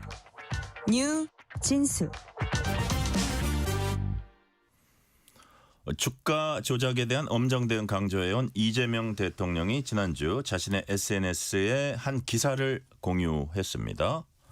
주가 조작 근절 대응단이 경제 전문 일간지 기자들의 선행 매매 정황을 포착하고 해당 언론사를 압수수색했다는 KBS 단독 보도 기사였습니다. 오늘은 이를 특종 보도한 KBS 송수진 기자, 주가 조작과 자본시장 교란 행위에 대한 추적 보도를 이어오고 있는데요. 송수진 기자 스튜디오에 나왔습니다. 송 기자 어서 오세요. 네, 안녕하세요. 불러주셔서 감사합니다. 아이, 무슨 말씀을요. 저희가 특정 기자를 또 우리 프로그램에 모시니까 너무 영광입니다. 여튼 고생 많았어요. KBS의 대표 시사 프로그램 아닙니까? 아유, 제가 더 영광입니다. 너무 잘 이렇게 또 좋게 평가해 주셔서 감사드리고, 아니 뭐 서로 좋은 말 하러 나온 건 아니니까. 네네. 자, 이재명 대통령이 본인 SNS에 송 기자 기사 공유했습니다. 대통령이 내 기사를 왜 이랬지? 뭐 어땠어요? 기분이 솔직히 처음에. 이거 뭐지? 이거 뭐지 하는 생각 들었고요. 예, 예. 사실 일주일쯤 전에 예. 제가 쓴 기사를 한 번 더 공유한 적이 있었어요. 아, 대통령이? 네네. 그때는 주가 조작을 신고한 내부자에게 지급하는 포상금 문제에 대해서 저희가 지적을 한 적이 있었는데요. 네네. 그 포상금 기사를 공유를 하면서 확실히 포상금을 지급해야겠죠라는 메시지를 올리셨어요. 예, 예. 그래서 사실 이번 그 한국경제 기사 공유는 제 개인적으로는 일단 두 번째였죠. 아, 그렇군요. 그래서 근데 사람들이 네. 많이 본 거는 요번 네. 공유고. 네, 그런 것 같습니다. 그래요. 한 번 일어나기도 어려운 일인데 사실 이게 네. 두 번이 일주일 상관에 지금 벌어져서 사실 좀 얼떨떨하기는 했는데 한편으로 좀 생각을 해보면은 네. 그만큼 지금 우리 정부에서 주가 조작 폐가망신, 이른바 주가 조작 폐가망신으로 불리는 어떤 주식 시장의 어떤 공정한 질서를 바로잡겠다는 의지가 네. 매우 강한 거 아닌가 하는 그러니까. 생각도 들었습니다. 자, 공정한 질서를 세우겠다 이런 의지가 강한 거라고 이제 생각이 들고 제가 아까 오프닝 멘트에서 뭐 주가 조작과 자본시장 교란 행위 추적 보도 이어오고 있다고 짤막하게는 얘기했는데 어떤 취재 최근에 좀 해왔어요? 요 취재 말고도 좀 약간 통과를 해서. 네네. 제가 사실 주식의 주자도 모르는 기자였는데요. 네. 2021년 정도에 그 시사기획 창이라는 저희 프로그램이 있습니다. 네네. 코스닥 개미귀신이라는 그 프로그램을 처음에 만든 게 계기가 된 것 같습니다. 이게 무자본 M&A 업자들의 얘기였거든요. 네네. 코스닥 개미귀신 시리즈를 3편 정도를 방송을 했는데 그때 이후로 좀 우리 자본시장의 어떤 질서, 공정함, 어떻게 하면 소액주주들이 좀 피해를 덜 볼 수 있을까 이런 문제에 좀 천착을 하게 되는 것 같고요. 다행스럽게도 이제 경제산업부에 배치가 되면서 작년에 기자 선행매매 보도 했었고요. 네. 그다음에 대기업들 문제도 좀 집중적으로 본 적이 있습니다. 특히 SK 최태원 회장의 일감 몰아주기 문제, 네. 이른바 V 프로젝트라고 불리는 문제인데요. 네. 요건도 보도했었고, 그다음에 CJ 프레시웨이라고 CJ 그룹의 식자재를 공급하는 회사가 있습니다. 네네. 이 회사에서 기부금 형태로 리베이트를 지급하는 사실이 포착이 돼서 요 내용도 한번 보도한 적이 있습니다. 그래요. 그 지금 말한 CJ하고 SK 이거는 우리 프로그램으로 한 거예요? 아니면 저기 그냥 9시 뉴스 아이템으로 한 거예요? 네, 9시 뉴스 아이템으로 했고 한 번 나갈 때 다 담을 수는 없어서 내용을요. 2번 정도씩 했던 것 나눠서? 같습니다. 네. 취재를 제대로 하셨구나. 자, 역시 우리 송수진 기자 상당히 고참 기자인데 이제 후배들이 이게 교감으로 좀 삼아야겠다는 내가 생각이 드는데. 자, 최근에 취재한 요 내용들을 좀 본격적으로 살펴볼게요. 경제 일간지 한국경제입니다. 그 본사를 주가 조작 근절 대응단이 지난주에 압수수색했고 이를 송 기자가 단독 보도했습니다. 내용을 좀 소개해 주세요. 네, 주가 조작 근절 합동 대응단이라고 있습니다. 지난해 7월에 출범한 조직인데요. 사실 생소한 분들이 있을 거예요. 어떻게 구성이 돼 있냐면 금융위원회, 그다음에 금융감독원, 한국거래소 이렇게 세 곳의 기관이 같이 일을 하고 있는 조직입니다. 왜 여기가 생겼는지가 굉장히 중요한데요. 네. 사실 자본시장 관련된 여러 가지 주가 조작 범죄의 경우에는 어떤 과정을 거치냐면 한국거래소에서 일단 이상거래 심리 보고서라는 걸 작성합니다. 이걸 작성한 다음에 이걸 금융감독원으로 보내거든요. 네. 금융감독원에서 실제 조사를 했는데도 혐의가 확실하다라고 보여질 경우에는 금융위원회로 보냅니다. 이렇게 거래소에서 금감원, 금감원에서 금융위로 가는 기간이 네. 길어도 너무 길다는 거죠. 이 사이에 사실 문제되는 종목들은 문을 닫는 경우가 많거든요. 네. 주주들은 지칠 대로 지치고요. 대응이 느리다. 맞습니다. 그래서 요거를 좀 시간을 빨리 한번 단축을 해보자라는 네. 취지에서 출범을 한 것이 대응단인데요. 이 대응단이 한국 경제를 압수수색을 했습니다. 혐의는 기자 선행매매 혐의로 지금 알려지고 있습니다. 선행매매에 대해서 네네. 많은 분들이 좀 관심을 가지실 것 같은데요. 그래요. 예. 이게 영어로 프론트 러닝이라고 하거든요. 앞서 나가서 달린다라는 뜻인데 한마디로 시장에 공개되지 않은 어떤 미공개 정보를 가지고 그걸 미리 입수해서 주식을 사고 그 정보가 시장에 풀렸을 때 많은 그 뭐 추격 매수 세력이 들어오면 사실 네. 주가가 올라가잖아요. 네. 주가가 올라가면 내가 보유하고 있는 주식을 팔아서 시세 차익을 남기는 일종의 부정거래 행위를 뜻합니다. 근데 이런 선행 매매에 기자들이 연루돼 있다는 것이 네. 주가 조작 합동 대응단의 지금 조사 결과인 것이죠. 지금 한국경제의 경우에는 네. 5명 정도의 기자가 네. 이 기자 선행 매매를 한 것으로 지금 대응단은 파악을 하고 있는데 지금 현재 조사 단계여서요. 구체적인 내용은 좀 더 있어 봐야 나올 것 같습니다. 그래요. 일단 뭐 뭐 혐의가 뭐 확정되고 그런 건 아니고 네네. 이제 뭐 조사 어떻게 보면 이제 사법경찰권이 있기 때문에 뭐 수사라고 해도 크게 저기 무리는 없죠. 네네. 금융위원회가 압수수색 권한을 갖고 그러니까요. 있습니다. 예. 자, 수사를 하고 있는 거고 기자들이 어떤 특정 주식 이제 띄워주는 기사 쓰고 주가 오르면 선행 매매하고 적당할 때 차익 챙겨가지고 빠지고 뭐 이랬다는 건데 그렇다면 요번 사례만 봤을 때 요 세 기관의 합동단이 봤을 때 대체 얼마나 수익을 봤다고 지금 보고 있는 겁니까? 계략적으로 네. 모두 5명의 기자라고 제가 말씀드렸는데요. 추정 수익이 최대 수십억 정도로 지금 그래요? 대응단에서는 보고 있습니다. 수십억 정도는 차익을 얻었다고. 좀 자세한 내용은 조금 더 조사를 해봐야 나오겠지만 네네. 그 정도 규모로 이제 보고 있다는 거잖아요. 네. 자, 그러면 예를 들어서 또 이게 궁금해요. 이것도 뭐 또 조사를 해봐야 나올 내용이라는 생각이 들기는 들지만 한번 여쭤볼게요. 투자자들이 주식 관련 기사도 본인들 투자나 뭐 이렇게 할 때 주식 매매하고 이럴 때 참고할 수가 있잖아요. 네네. 어떻게 보면 이 기자들이 그런 걸 노렸다고도 볼 수 있는데 근데 이런 기사를 선행 매매를 위한 어떤 수법으로 활용을 했다면은 이게 주식 시장에는 어느 정도 영향을 끼쳤다 이렇게 보고 있는 거예요. 지금 이번 사례만 놓고 본다면. 우선 그 한국경제권을 조금 더 자세히 설명드릴 네네네. 필요가 있는데요. 네. 그렇다면 기자 선행 매매를 어떻게 했다는 걸까라고 청취자분들이 좀 구체적으로 알고 싶으실 그러니까요. 수 있는데 네, 네. 그러니까 이런 겁니다. 사실 기자들이 취재를 하다 보면 기사를 쓰기 위해서 취재한 내용들을 다 정리를 해서 위에 네. 보고를 하거든요. 예. 또 기사화되지 못하는 내용들도 일종의 정보 보고 형식으로 해서 저희 그 KBS 같은 경우에는 보도 정보 시스템이라는 시스템이 있습니다. 네. 거기에서 기사도 쓰고 정보도 공유를 하는데 거기에다가 한경 기자들도 올린 거죠.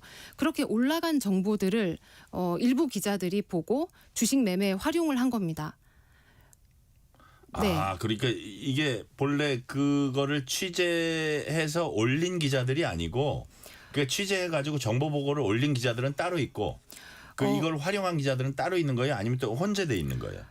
더 조사를 해봐야 되겠지만 현재는 혼재돼 있는 것으로 알려져 있습니다. 그래요. 네네. 그래서 직접 네네. 조금 더 말씀해 주면 정보 보고를 올렸다.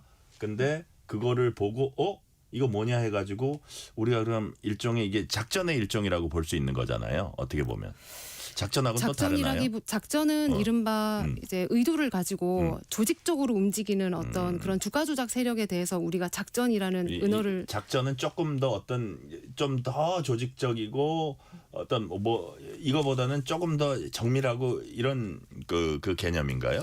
어떻게 다르죠? 요거하고 작전은?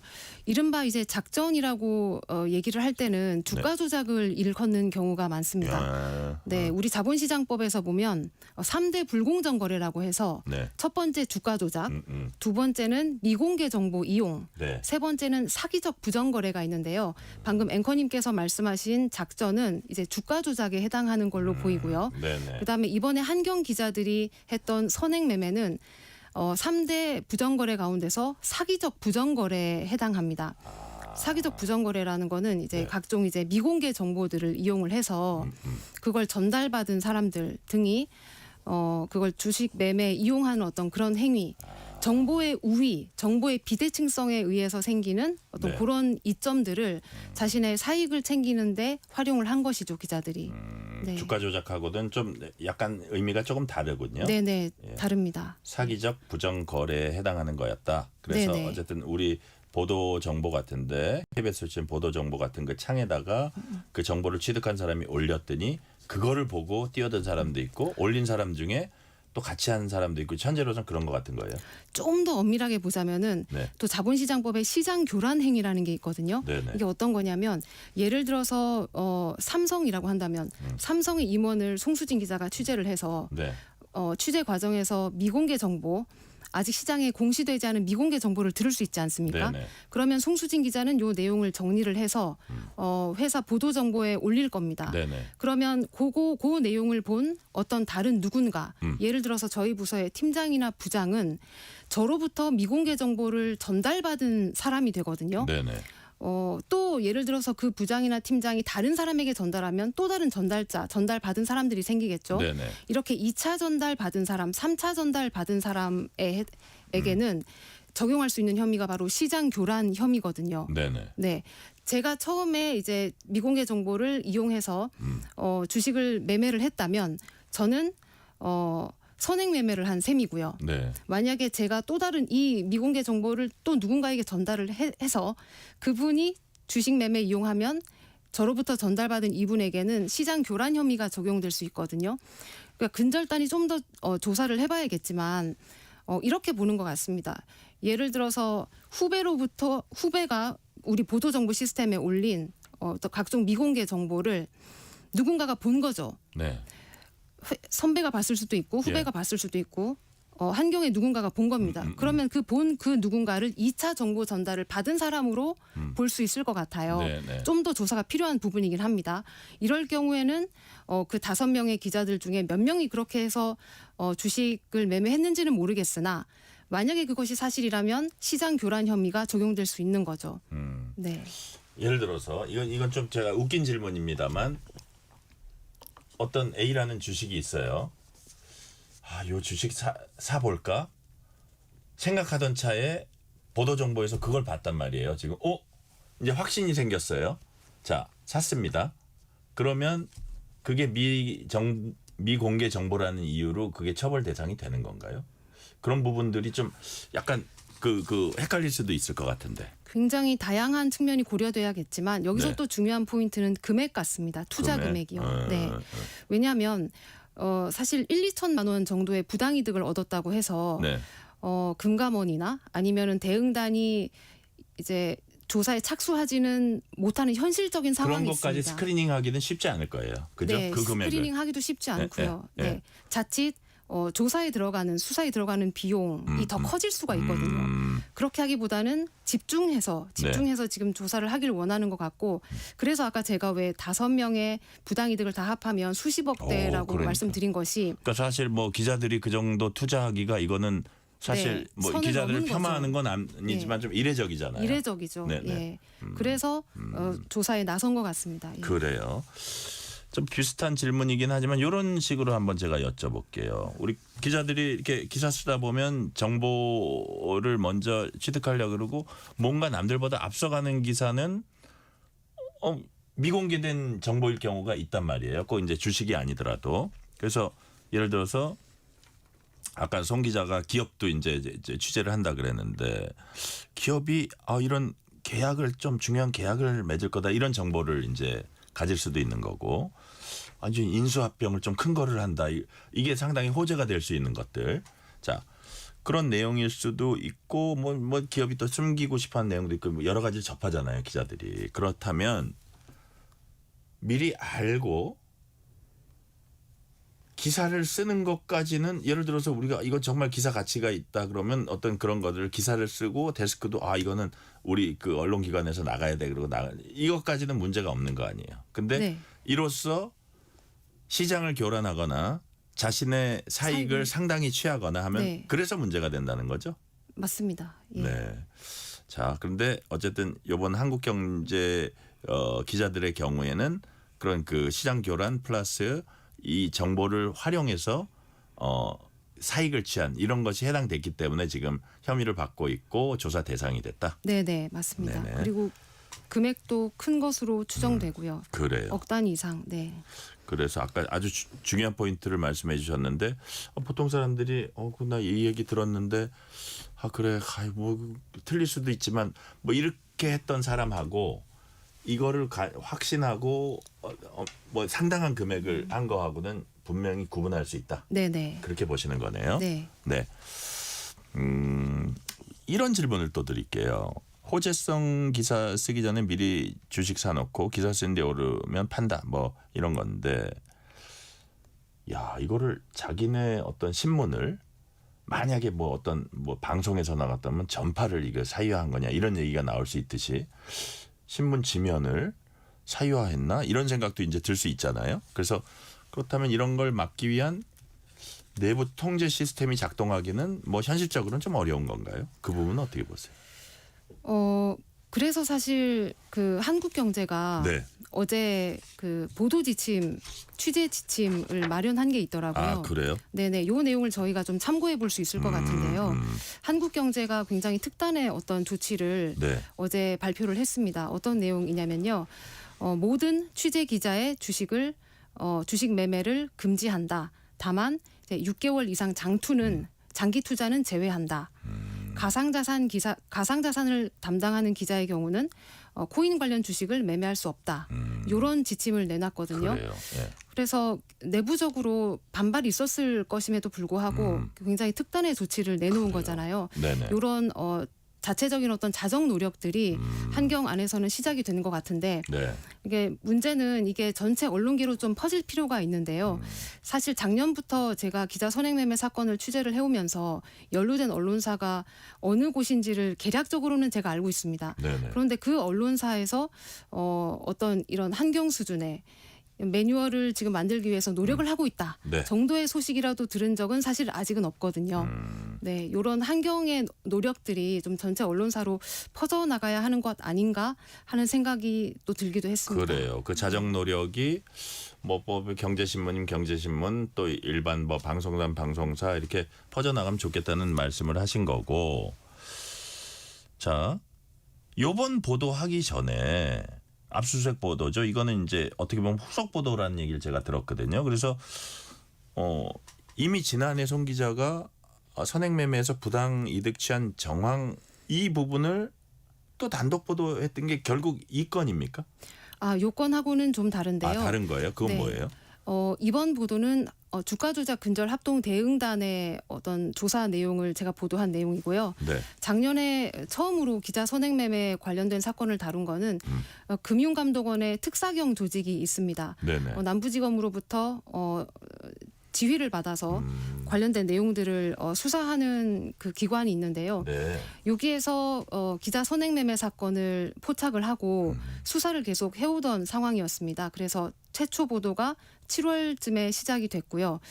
이 관련된 내용을 금감원 특사경에서 작년 말에 한번 보도 자료를 정리해서 발표한 적이 있거든요. 네. 그 내용을 보면 모 경제지의 전직 기자가 기자 선행매매 수법 등으로 120억 정도의 부당이득을 얻은 것으로 네, 특사경 그 수사 결과 드러났습니다. 그리고 이 사건 외에도 특사경에서는 지금 2-3건 정도의 기자 관련된 사안들을 수사를 하고 있습니다. 그러니까 이번에 한경 건까지 포함을 하면은 적어도 알려진 것만 서너 건 정도의 기자 관련 조사들이 지금 진행이 되고 있는 것이죠. 그래요. 자, 한국경제본사 압수수색 그 송수진 기자 보도 지난 5일에 KBS 9시 뉴스에서 나가고 이틀 후에 한국경제가 조간지면 일면에 사과문 실었고 이어서 그로부터 이틀 후인가요? 김정호 한국경제사장이 사의를 표명했습니다. 지금 수사는 어떻게 진행되고 있는지 좀 파악된 바가 있어요? 지금 이제 압수수색을 마쳤기 때문에 압수된 내용들을 분석을 하고 있는 단계일 것 같고요. 네. 아무래도 어떤 정보 보고들이 올라왔는지 그 정보 보고와 그다음에 한국경제가 출고한 기사 간의 연관성을 집중적으로 살펴볼 걸로 보입니다. 네. 아까 송 기자가 얘기하다 시사기획창 프로그램 조금 어떻게 보면 본인이 잘 그전에는 몰랐던 주제를 막 공부하면서 취재를 했을 것 같은데 네네. 이제 주식에 대해서 조금 많이 알게 됐습니까? 어때요? 요즘은? 주식은 정말 아무나 하는 게 아니라는 그래요? 생각만 지금 더 강해지고 있어요. 그래요? 네네네. 네. 이런 얘기 안 해요? 막 이런 취재하고 보도하고 막 특정하고 하니까 사람들이 송 기자 어떤 주식 사야 돼요? 뭐 이런 질문 안 해요? 그래서 뭐 사야 되는데 이런 질문을 친구들이 자주 하기는 하는데요.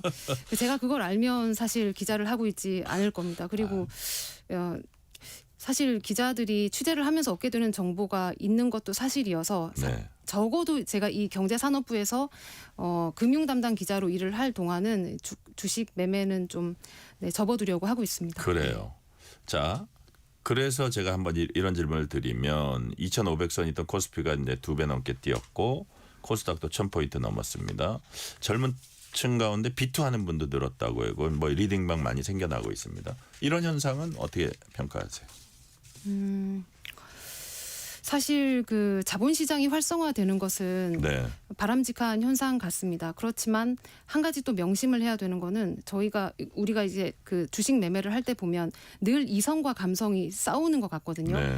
이성과 감성 그 어느 지점에서 우리가 투자 결정을 내리고 그 결정을 이제 실행을 하는 것인데 요 판단 과정이 무척 정교해야 할 것 같습니다. 많은 분들이 감성 투자라는 말씀도 하시고 또 이렇게 코스닥, 코스피가 상승장이니까 내가 가진 주식도 오르지 않을까 하는 막연한 어떤 희망, 막연한 기대를 갖고 계신 분들이 있는데 그렇게 하기에는 우리 돈은 너무 소중하지 않습니까? 그럼요. 그러니까 따져보고 또 따져보고 도대체 이 회사는 뭘 하고 있는 회사인지 내세우는 신사업은 정말 유망한 사업이 맞는지 최대 주주는 뭘 했던 사람인지 이런 거 좀 꼼꼼하게 따져보고 투자하는 게 중요한 것 같습니다. 신중해야 한다는 말씀이시고 맞습니다. 이 대통령이 주가 조작하면 패가 망신한다 이 얘기 뭐 여러 차례 했는데 시장 교란행위 엄단하겠다는 뜻입니다. 그런데 관련해서 송수진 기자는 좀 이와 관련한 어떤 제도적 한계도 있다 이런 취재를 했다고 들었어요. 어떤 내용이에요?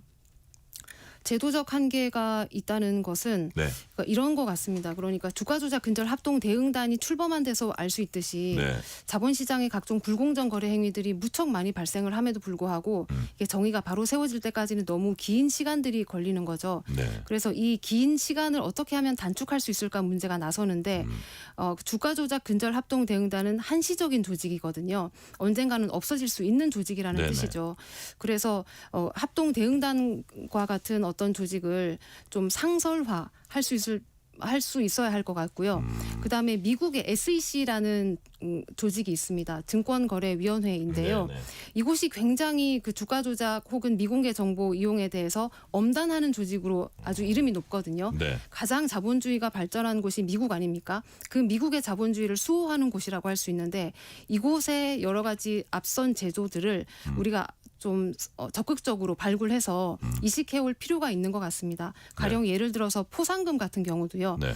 주가 조작 혹은 미공개 정보 이용 이런 사건의 경우에는 내부에서 어떻게 판이 굴러가는지를 알고 있는 사람들이 바깥에 나와서 한마디 해주는 것이 바깥에서 아무리 뭐 공시 뒤지고 이렇게 하는 것보다도 훨씬 효율적일 때가 많거든요. 그래서 이런 포상금을 굉장히 한도 없이 가령 환수하는 부당이익의 30%까지 지금 SEC는 주고 있는데 이런 제도들 우리도 좀 도입을 할 필요가 있는 것 같고요. 그다음에 우리는 지금 형법으로 자본시장법을 적용을 하고 있거든요. 무슨 말이냐면 부부 사이에 미공개 정보가 이제 전달되고 전달받은 정황이 있더라도 네. 언제 몇 시에 어떤 방식으로 전달을 했다라는 것이 증거로 입증이 돼야만 미공개 정보 이용 혐의를 적용할 수가 있습니다.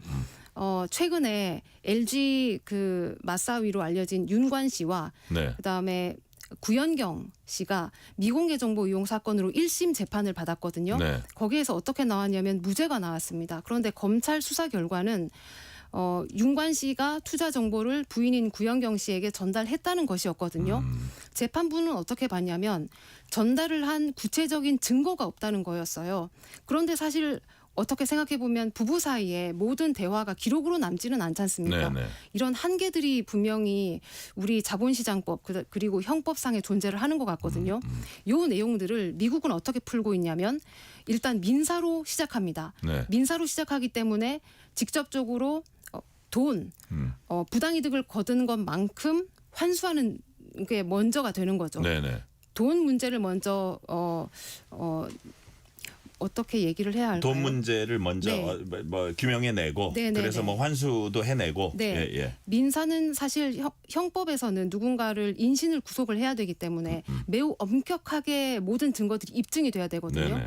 그런데 민사로 갈 경우에는 실제로 어떤 피해가 발생했는지에 집중할 수 있단 말이죠. 네. 자본시장 관련된 문제는 결과적으로 돈의 문제지 않습니까? 돈이 가장 약한 고리인 거죠. 그래서 우리나라도 이런 법 체계 개편이 좀 뒤따라야 하지 않는가 하는 생각도 해봤습니다. 그래요. 근데 궁금한 게 아까 뭐 미국 같은 경우 뭐 환수액의 30%까지를 했는데 우리나라는 지금 어떻게 돼 있어요? 사실 그게 가장 최근에 저희가 취재한 내용인데요. 네. 우리는 한도가 일단 30억으로 돼 있는데 올해 예산이 4억이었습니다. 네, 그래요? 그래서 해당 보도가 저희 KBS에서 일단 지적이 된 다음에 이재명 대통령이 그 내용을 SNS에 공유를 했고, 그다음에 금융위원회 이혁원 위원장이 네. 우리도 미국처럼 미국과 비슷한 방식으로 한도 없이 네. 일종의 펀드를 조성해서 거기에서 지급을 함으로써 주가 조작에 대한 그 어떤 내부 고발 활성화하겠다, 이런 네. 계획을 최근에 밝히기도 했습니다. 그래요. 자, 취재하다 보면 금융사기, 금융범죄 피해자들 만날 텐데 그분들 얘기 들어보면 어떤지, 시간 관계상 제가 마지막 질문 드리는 거예요. 그 피해자들 만나면 어떤지. 그래서 이 취재를 쭉 해오면서 자, 청취자들에게 마지막으로 요 얘기는 한 말씀 드리고 싶다는 얘기까지 엮어서 그렇게 한 말씀 해주세요. 사실 내 돈은 되게 소중한데 네. 이 돈을 어느 종목에 투자할지 결정하는 건 전적으로 저희의 판단이지 않습니까? 그런데 이 판단의 그 근거들을 좀 네. 꼼꼼하게 따져볼 필요가 있는 것 같아요. 그러니까 어제도 사실 제가 어떤 한 동전주, 이른바 동전주의 피해를 본 주주를 인터뷰를 한 적이 있었는데, 그분도 투자 당시에는 굉장히 유망하게 봤다고 하더라고요. 네. 그런데 최대 주주가 누구인지를 좀 더 살펴봤으면 좋았겠다는 아쉬움이 있었거든요. 그래요? 그래서 신중한 투자, 제대로 알아보고 하는 투자가 어느 때보다도 지금 이 코스피 불장에서는 더 필요하지 않을까 싶고, 혹시 제보하실 내용이 있으시면 저희 네. KBS로 꼭 부탁드립니다. 이 각종 불법 리딩방 이런 제보들 많이 받고 있습니다. 그래요. KBS에서 지금 그 취재 탄력이 붙었고 또 우리 경제산업부의 송수진 기자 있으니까 꼭 하실 말씀 있으면 연락을 주시면 좋겠습니다. 오늘 말씀은 여기까지 듣겠습니다. 지금까지 KBS 보도본부 경제산업부 송수진 기자였습니다. 오늘 말씀 감사합니다. 감사합니다. 편지 왔습니다. 퇴근길 지친 당신에게 힘이 되는 뉴스를 전해드립니다. 매일 저녁 당신과 함께 읽는 세상 이야기. KBS 1라디오 뉴스레터 K.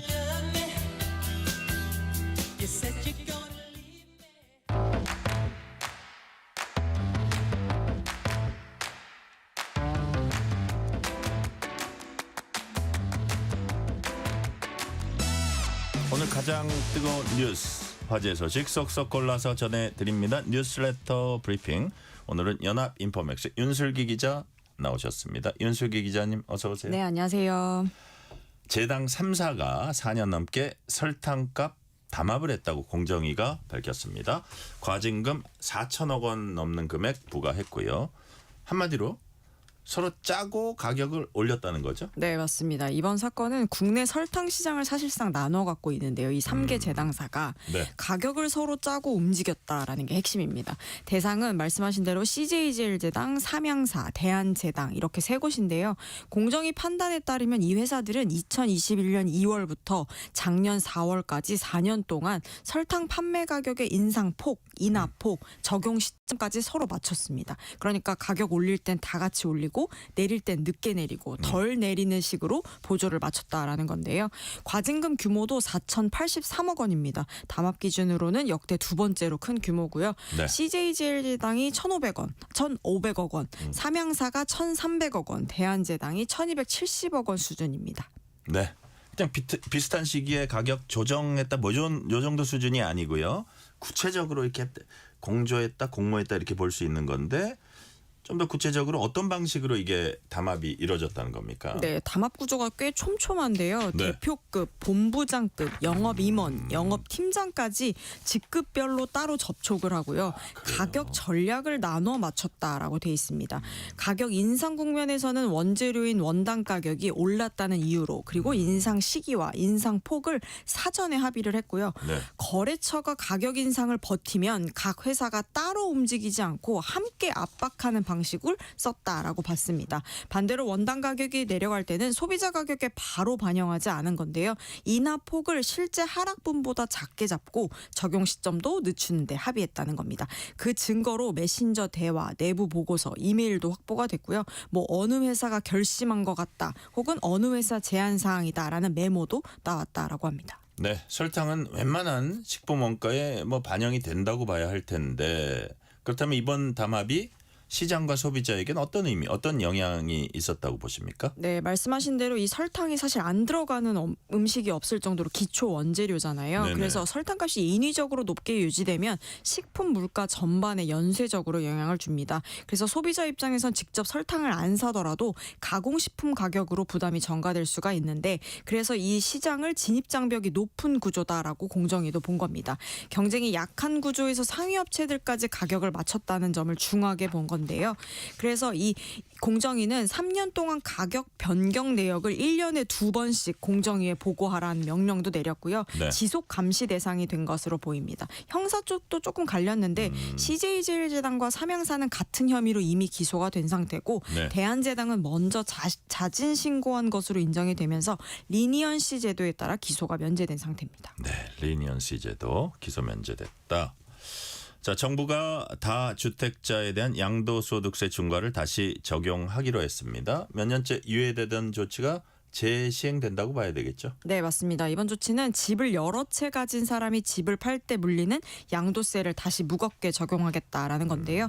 그동안 한시적으로 중과를 멈췄는데 그 유예를 종료하고 원래 규칙대로 되돌리겠다라는 겁니다. 다주택자 양도세 중과는 원래 문재인 정부 시절에 도입이 됐다가 이게 2022년 이후 계속 유예가 연장이 돼 있었거든요. 네. 근데 이 정부가 유예 종료 시점을 확정하면서 오는 5월 9일부터 다시 중과가 적용될 예정입니다.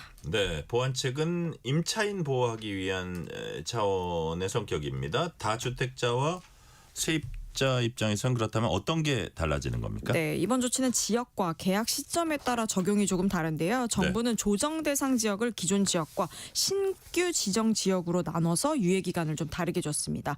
서울 강남구, 서초구, 송파구, 용산구 같은 기존 조정 대상 지역 주택은 5월 9일까지 매매 계약을 맺으면 되고요. 그리고 계약일로부터 4개월 안에 실제로 팔면 중과세를 적용하지 않습니다. 이미 매도를 준비 중이던 사람들에게 출구 시간을 조금 열어줬다라고 볼 수 있는데요. 작년 10월에 새로 조정 대상 지역으로 묶인 곳은 유예 기간을 더 줬습니다. 이쪽은 매매 계약 기준으로 6개월까지 중과를 피할 수가 있고요. 다만 가계약이나 말로만 한 약속은 안 되고 정식 매매 계약서와 계약금 지급이 증빙이 돼야 인정이 됩니다. 세입자 보호 장치도 들어갔는데요. 집이 팔리더라도 기존 임차인은 계약 기간까지 계속 살 수 있고요. 토지 거래 허가 지역의 경우 원래 집을 사면 바로 실거주를 해야 하는 의무가 있는데 이것도 일부 풀어줄 예정입니다. 네. 서울 강북구 모텔에서 남성 2명이 잇따라 숨진 채 발견이 됐습니다. 자, 경찰이 함께 있었던 20대 여성을 붙잡아 구속영장을 신청했습니다. 이게 어떻게 된 겁니까? 네, 서울 강북구 수유동 모텔에서 발생한 연쇄 사망 의심 사건인데요. 네. 경찰은 20대 여성 A씨가 남성들에게 약물이 든 음료를 건네 숨지게 했다라고 보고 수사 중입니다. 말씀하신 대로 구속영장이 신청이 됐고 현재 A씨는 구속이 된 상태입니다. 좀 자세한 사건을 설명드리면 A씨는 지난 9일 밤 20대 남성과 함께 모텔에 들어갔다 2시간 뒤에 혼자 나온 것으로 CCTV에 확인이 됐는데요. 다음 날 모텔 직원이 객실에서 남성이 숨져 있는 것을 발견해 신고했습니다. 현장에 출동한 경찰은 동선을 추적을 했고 같은 날 밤 A씨를 긴급 체포했습니다. 숨진 남성의 몸에서는 뚜렷한 외상은 발견되지 않았는데 객실 안에선 신분증과 맥주캔 등이 함께 나왔습니다. 단순 사고가 아니라 음료에 약물을 타서 건넨 뒤 발생한 사망 사건에 무게를 두고 있는데요. 네. A씨 측은 조사에서 사망할 줄은 몰랐다라는 취지로 진술한 것으로 전해집니다. 네.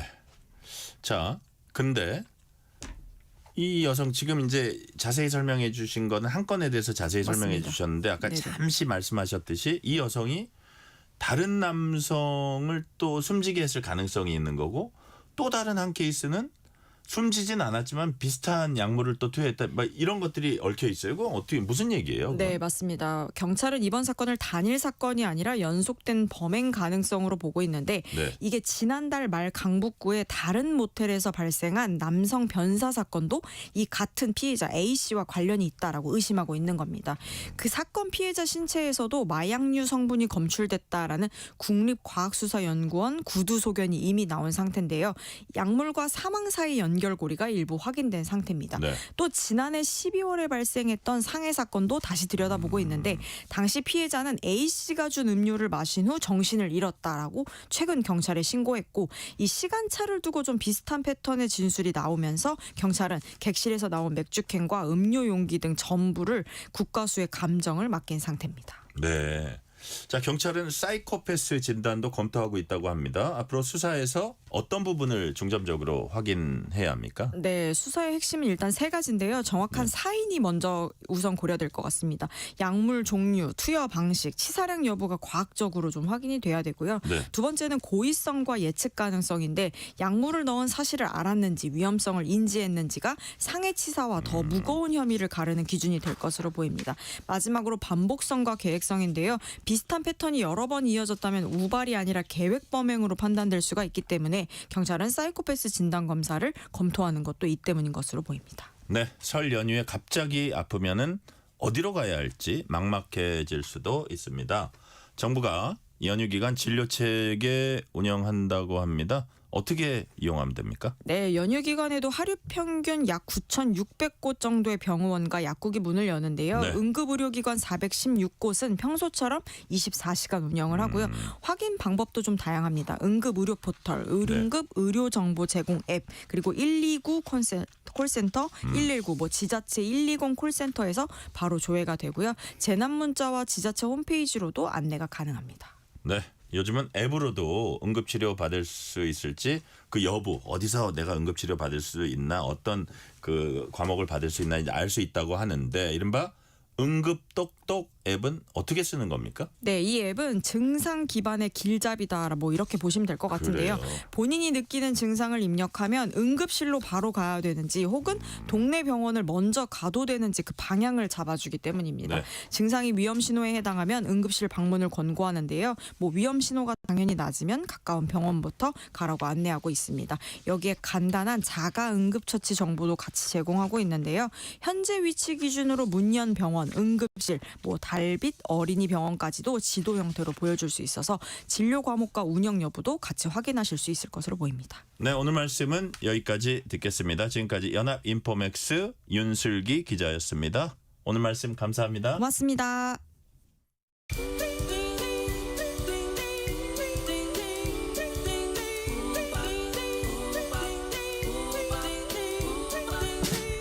오늘 하루 뉴스를 정리해주는 다정한 편지 한 통. KBS 일라디오 뉴스레터 K.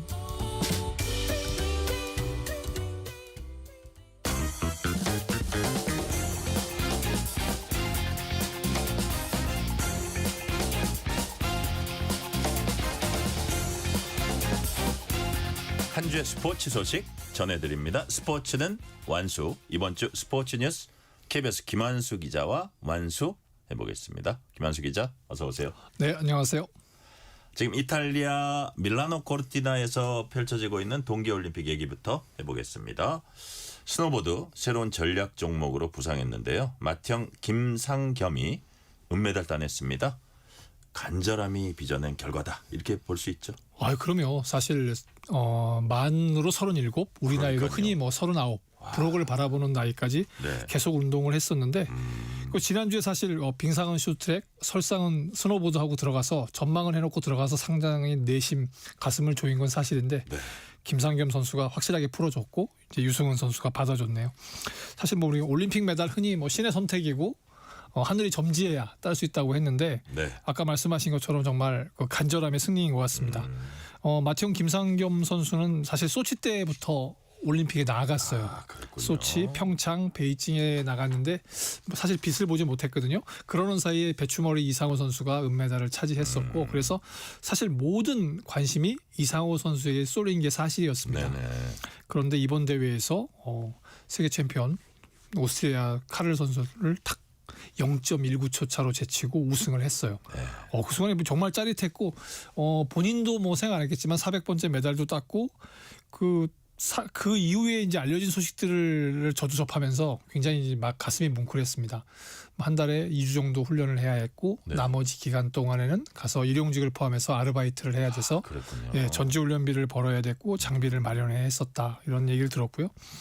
그런데 뭐 아무튼 본인이 그 이제 그 대회전 경기는 1대1 맞대결이거든요. 네. 예, 맞대결에서 16강부터 차곡차곡 이기고 올라가서 뭐 세계 1위 또 그 유럽 선수권 우승자 이런 선수를 제치고 나중에 결국은 지난대회 우승자까지 제치고 우승을 차지했는데 사실 이게 블루보이라고 이번에 새로 별명이 생겼는데 빨간 기문, 파란 기분 이 두 개였는데 보통 그 유럽의 선수들은 빨간 기문을 택한다고 해요. 왜냐하면 유럽 홈그라운드 아는 사람들은 그쪽에서 빨간 기문 쪽에 새가 들어오기 때문에 파란 기문 쪽 들어오기 때문에 네. 먼저 파란 기문 쪽이 약간 녹는다는 거죠. 그러면 설질에 문제가 있기 때문에 본인들은 한다고 하는데 우리 이제 김상겸 선수는 초질관 본인이 그 놓여 있는 그 기문의 그 방향이라든가 설질이 본인의 마음에 들었대요. 그래서 네. 블루를 선택했는데 그게 정말 신의 한 수가 됐고 결국은 우승을 했습니다. 근데 지금 뭐 사실 밀라노 코르티나에서 승리의 쾌감을 즐기고 있어야 할 이 선수가 갑자기 귀국을 했어요. 왜 그러냐면 네. 비자 문제를 해결하러. 그래요 또? 사실 올림픽에서 이렇게 메달을 따고 나면 다음 대회 생각 안 할 텐데 네. 사실 그러니까 이번 오는 25일 날 나가서 폴란드에서 있는 대회 28일 대회 3월 1일 대회를 출전하기 위해서 비자 신청을 하러 들어왔답니다. 그러니까 정말 끊이지 않는 그의 도전이 어디까지 이제 결실을 맺을지 지켜보시는 것도 뭐 좋은 걸 같고요. 김상겸 선수 많이 응원해 주셨으면 좋겠습니다. 네. 자, 스노보드 두 번째 메달은 유승은의 동메달. 깜짝 메달이었죠? 네, 사실 고등학생이 나가서 이런 새로운 도전을 한다는 것. 네. 아까 말씀드렸지만 그 설상 종목에서는 이상호 선수가 유일하게 메달을 땄었고 이번에 김상겸 선수가 땄는데 한 대회에서 두 번째 메달을 따게 된 거죠. 유승훈 선수가 메달을 따면서. 근데 사실 이 선수가 1차 시기를 마치고 그 1440도를 돌았을 때 네. 점수가 87.75에서 1등 점수였어요. 그래서 이러다가 진짜 우승하는 거 아니야? 이런 느낌까지 갔었는데 이 선수가 두 번째 결선 그 이제 똑같은 대회인데 똑같은 기술인데 네. 앞으로 돌고 뒤로 도는 기술 그걸 바꿔서 해내고 스노보드를 던져버렸어요. 그래서 이거 정말 우승하는 거 아니야? 그런 짜릿함이 느껴졌었는데 왜냐하면 그 기술은 처음 성공한 거랍니다. 그래요? 네. 그러니까 이 선수가 얼마나 대범하냐면 메달을 따고 싶으니까 기존 다른 선수들이 기술을 바꿔가니까 나도 이대로 해서는 안 되겠다. 나도 바꿔야지 하고 그거를 대회 당일날 실현해보는 대담함이 있었던 거죠. 모험을 한 거네요? 네. 그 모험을 해서 성공을 해서 메달을 따냈습니다. 그래요. 이 선수가 지금 이제 뭐 두 번째 메달을 따냈고 그러면서 이제 되게 주목을 받고 있는데 사실 이제 오른쪽 발목 부상도 당했고 그 제어하는 과정에서 손목 골절이 있어서 네. 이 정도 선수면 사실 대회 출전이 불가능한 거 아니냐. 그런데 올해 굉장한 성적을 거두고 심지어는 올림픽에 가서 메달을 땄어요. 근데 이 선수의 그게 여정이 끝난 것이 아니라 16일 날 슬로프 스타일이 있는데 네. 거기에도 도전장을 던졌습니다. 만약에 한 대회에서 2개의 메달을 따낸다면 정말 무서운 10대 정말 고등학생의 신화가 탄생할 것 같습니다. 그래요. 자, 근데 유승은에 이어서 내일 새벽 스노보드의 또 다른 10대가 메달에 도전합니다. 최가온 선수죠. 예, 지난주에 말씀드렸던 것처럼 네. 포브스가 주목하고 IOC에도 관심을 갖는 그런 선수입니다. 네. 이번 사실 예선에서 예선 경기는 충분히 통과할 수 있기 때문에 보통은 몸을 풀고 자기 기술을 이제 확인하는 자리인데 이 선수가 그 2차 시기에서 올라간 높이가 4.2m입니다. 네. 보통 선수 3m대에 가거든요. 네네. 4.2m에 올라갔다는 거 보면 보시니 자신감이 있고 컨디션이 괜찮다는 걸 보여줬는데 예선 6위로 올라가긴 했습니다. 그런데 이 선수 끝나고 나서 인터뷰에서 그런 얘기를 해요. 아직 반도 보여주지 않았다. 요즘 고등학생들이 정말 무섭다고 느끼는 것이 사실 웬만한 경지에 오르지 않고서는 이렇게 얘기하기 쉽지 않거든요. 그렇죠. 그런데 처음 출전한 올림픽에서 이제 클로이 킴이라고 하는 세 번째 금메달에 도전하는 전설과 상대를 해야 되는데 그렇죠. 사실 그 전설도 이미 이 정도 선수면 해볼 만하다 이렇게 얘기를 해놓은 상황이거든요. 그래요. 그러다 보니까 신성과 전설의 대결이다 이렇게 그 세계 언론들이 집중을 하고 있는데 그 상황에서 아직 어린 선수가 아직 반도 보여주지 않았고 결선에서 보여주겠다 이런 얘기를 했거든요. 근데 그렇게 자신감을 가질 만한 게 올 시즌 스노보드 월드컵에서 3번이나 우승을 했어요. 그래요. 그리고 이번 예선에서 그 1080도라고 하죠. 그 아마도 고난도 회전을 그 시도한 선수가 네. 불과 2명입니다. 바로 클로이 킴과 우리 최가온 선수예요. 아, 그렇군요. 그러니까 이 두 선수가 공중의 기술과 높이와 또 착지의 완성도를 높인다고 한다면 정말 역대 보기 힘든 명승부가 펼쳐질 수도 있어요. 그래서 최가온이라고 하는 고등학생이 새로운 신성을 넘어서 네. 전설로 갈 수 있을 것인가. 그리고 이제 저도 사실 이번 대회를 전망하면서 스노보드에서 이렇게 우리 선수들이 잘할 수 있을까 했었는데 이미 두 선수가 메달을 따고 네. 이 선수는 메달권에 근접해 있잖아요.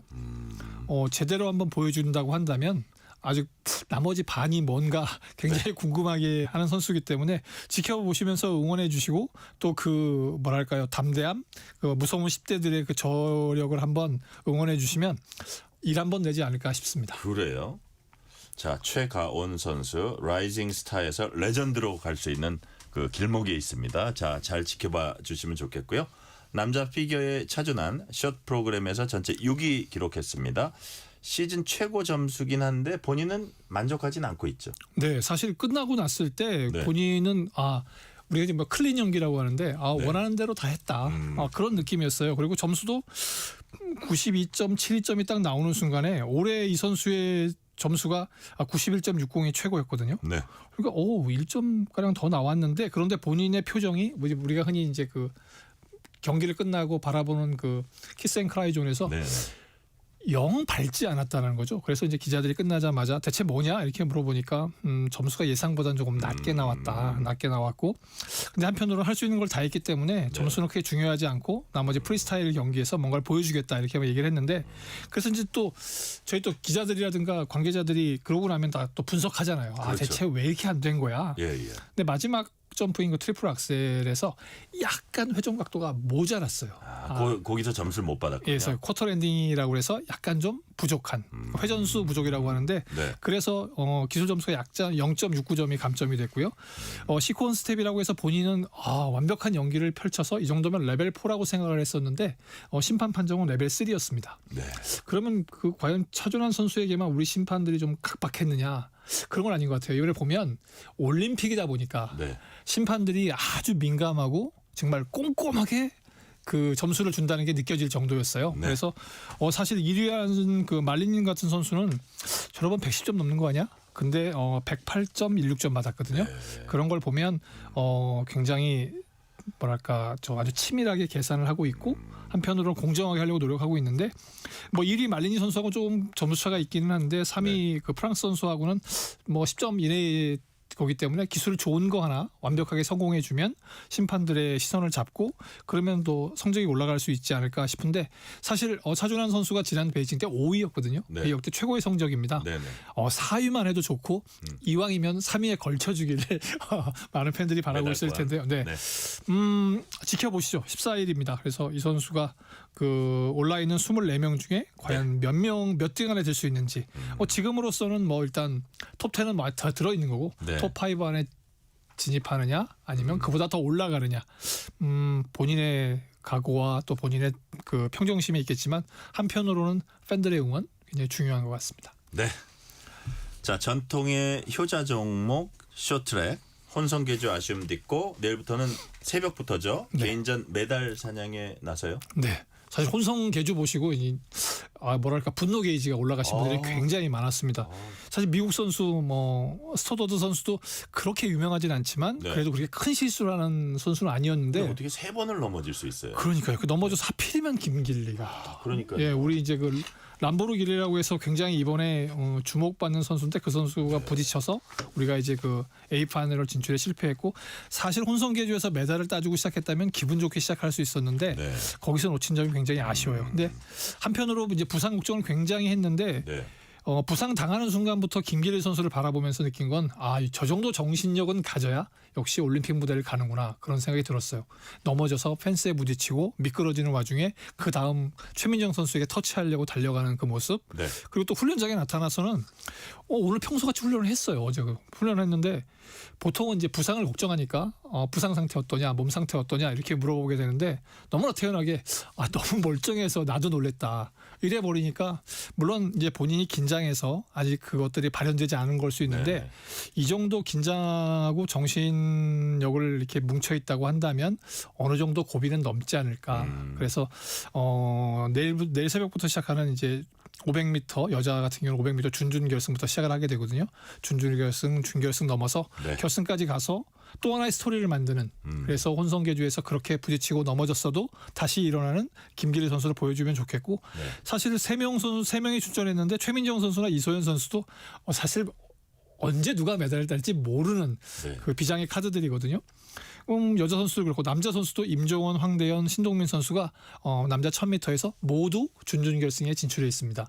그러니까 가서 준준결승 잘 치르고 또 역시 준결승, 결승 가서 우리 선수들이 얼마나 많이 올라가느냐의 문제인 거지 결승에 못 올라가지는 않지 않나 싶어요. 네. 근데 이런저런 거 보면서 사실 쇼트트랙 지난번에 얘기하면서 캐나다가 굉장히 강력한 라이벌이 될 것이고 홈팀 이탈리아도 만만치 않을 거라고 했는데 네.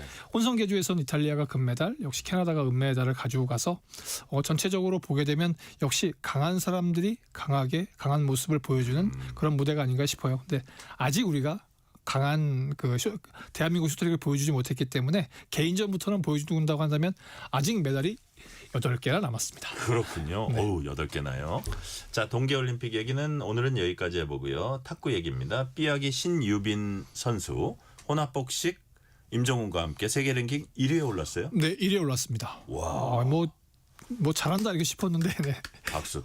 뭐 신유빈 선수가 개인전도 잘하고 또 네. 복식도 잘하고 하는데 이번에 세계 랭킹 1위에 처음 올랐습니다. 지난 12월 달에 파이널스 홍콩에서 우승을 하면서 네. 올라갈 가능성도 있겠다 이렇게 생각을 했었는데 8개 대회를 산출해서 올라가거든요. 네. 근데 지금까지 1위를 달리고 있던 린스동 콰이만조가 국제대회 출전 횟수가 줄면서 이제 계산해야 할 수 있는 게 좀 줄어들어 버렸어요. 네. 근데 우리는 8개 대회를 모두 채우고 있기 때문에 당분간은 신유빈, 임종훈조가 네. 세계 랭킹 1위를 지키지 않을까 싶고요. 오는 19일부터 3월 1일까지 열리는 이제 싱가포르 대회에 출전하게 되는데 네. 거기서 또 좋은 성적을 거두면 세계 랭킹 1위를 또 지키게 됩니다. 그래서 신유빈, 임종훈 선수 당분간 세계 랭킹 1위를 이왕이면 좀 오래 지켜줬으면 좋겠어요. 네. 마지막 질문입니다. 이번 주말 챙겨봐야 할 경기 어떤 게 있습니까? 역시 동계올림픽 아닐까 싶어요. 네. 8개 남은 쇼트트랙 그리고 조금 전에 이제 여자 컬링이 시작을 했거든요. 네네. 네, 미국과 첫 경기를 갔는데 제가 2대2까지 보고 들어왔습니다. 저기 혼성 믹스드 컬링에서 조금 아쉬움이 있었는데 5G가 출전하는 여자 컬링 지켜보시면 또 다른 색다른 묘미 그리고 또 응원할 수 있는 또 다른 거리가 생길 것 같습니다. 네. 오늘 말씀 여기까지 듣겠습니다. 지금까지 김한수 KBS 기자였습니다. 오늘 말씀 감사합니다. 오늘 뉴스레터 K는 여기까지입니다. 커피 쿠폰 당첨자 명단은 뉴스레터 K 홈페이지 확인해 주시고요. 오늘 마지막 노래는 포리너 사랑이 무엇인지 알고 싶어 I want to know what love is 들으면서 이 시간 마무리하겠습니다. 오늘도 함께해 주신 청취자 여러분 진심으로 감사드립니다. 지금까지 뉴스레터 K 전종철입니다.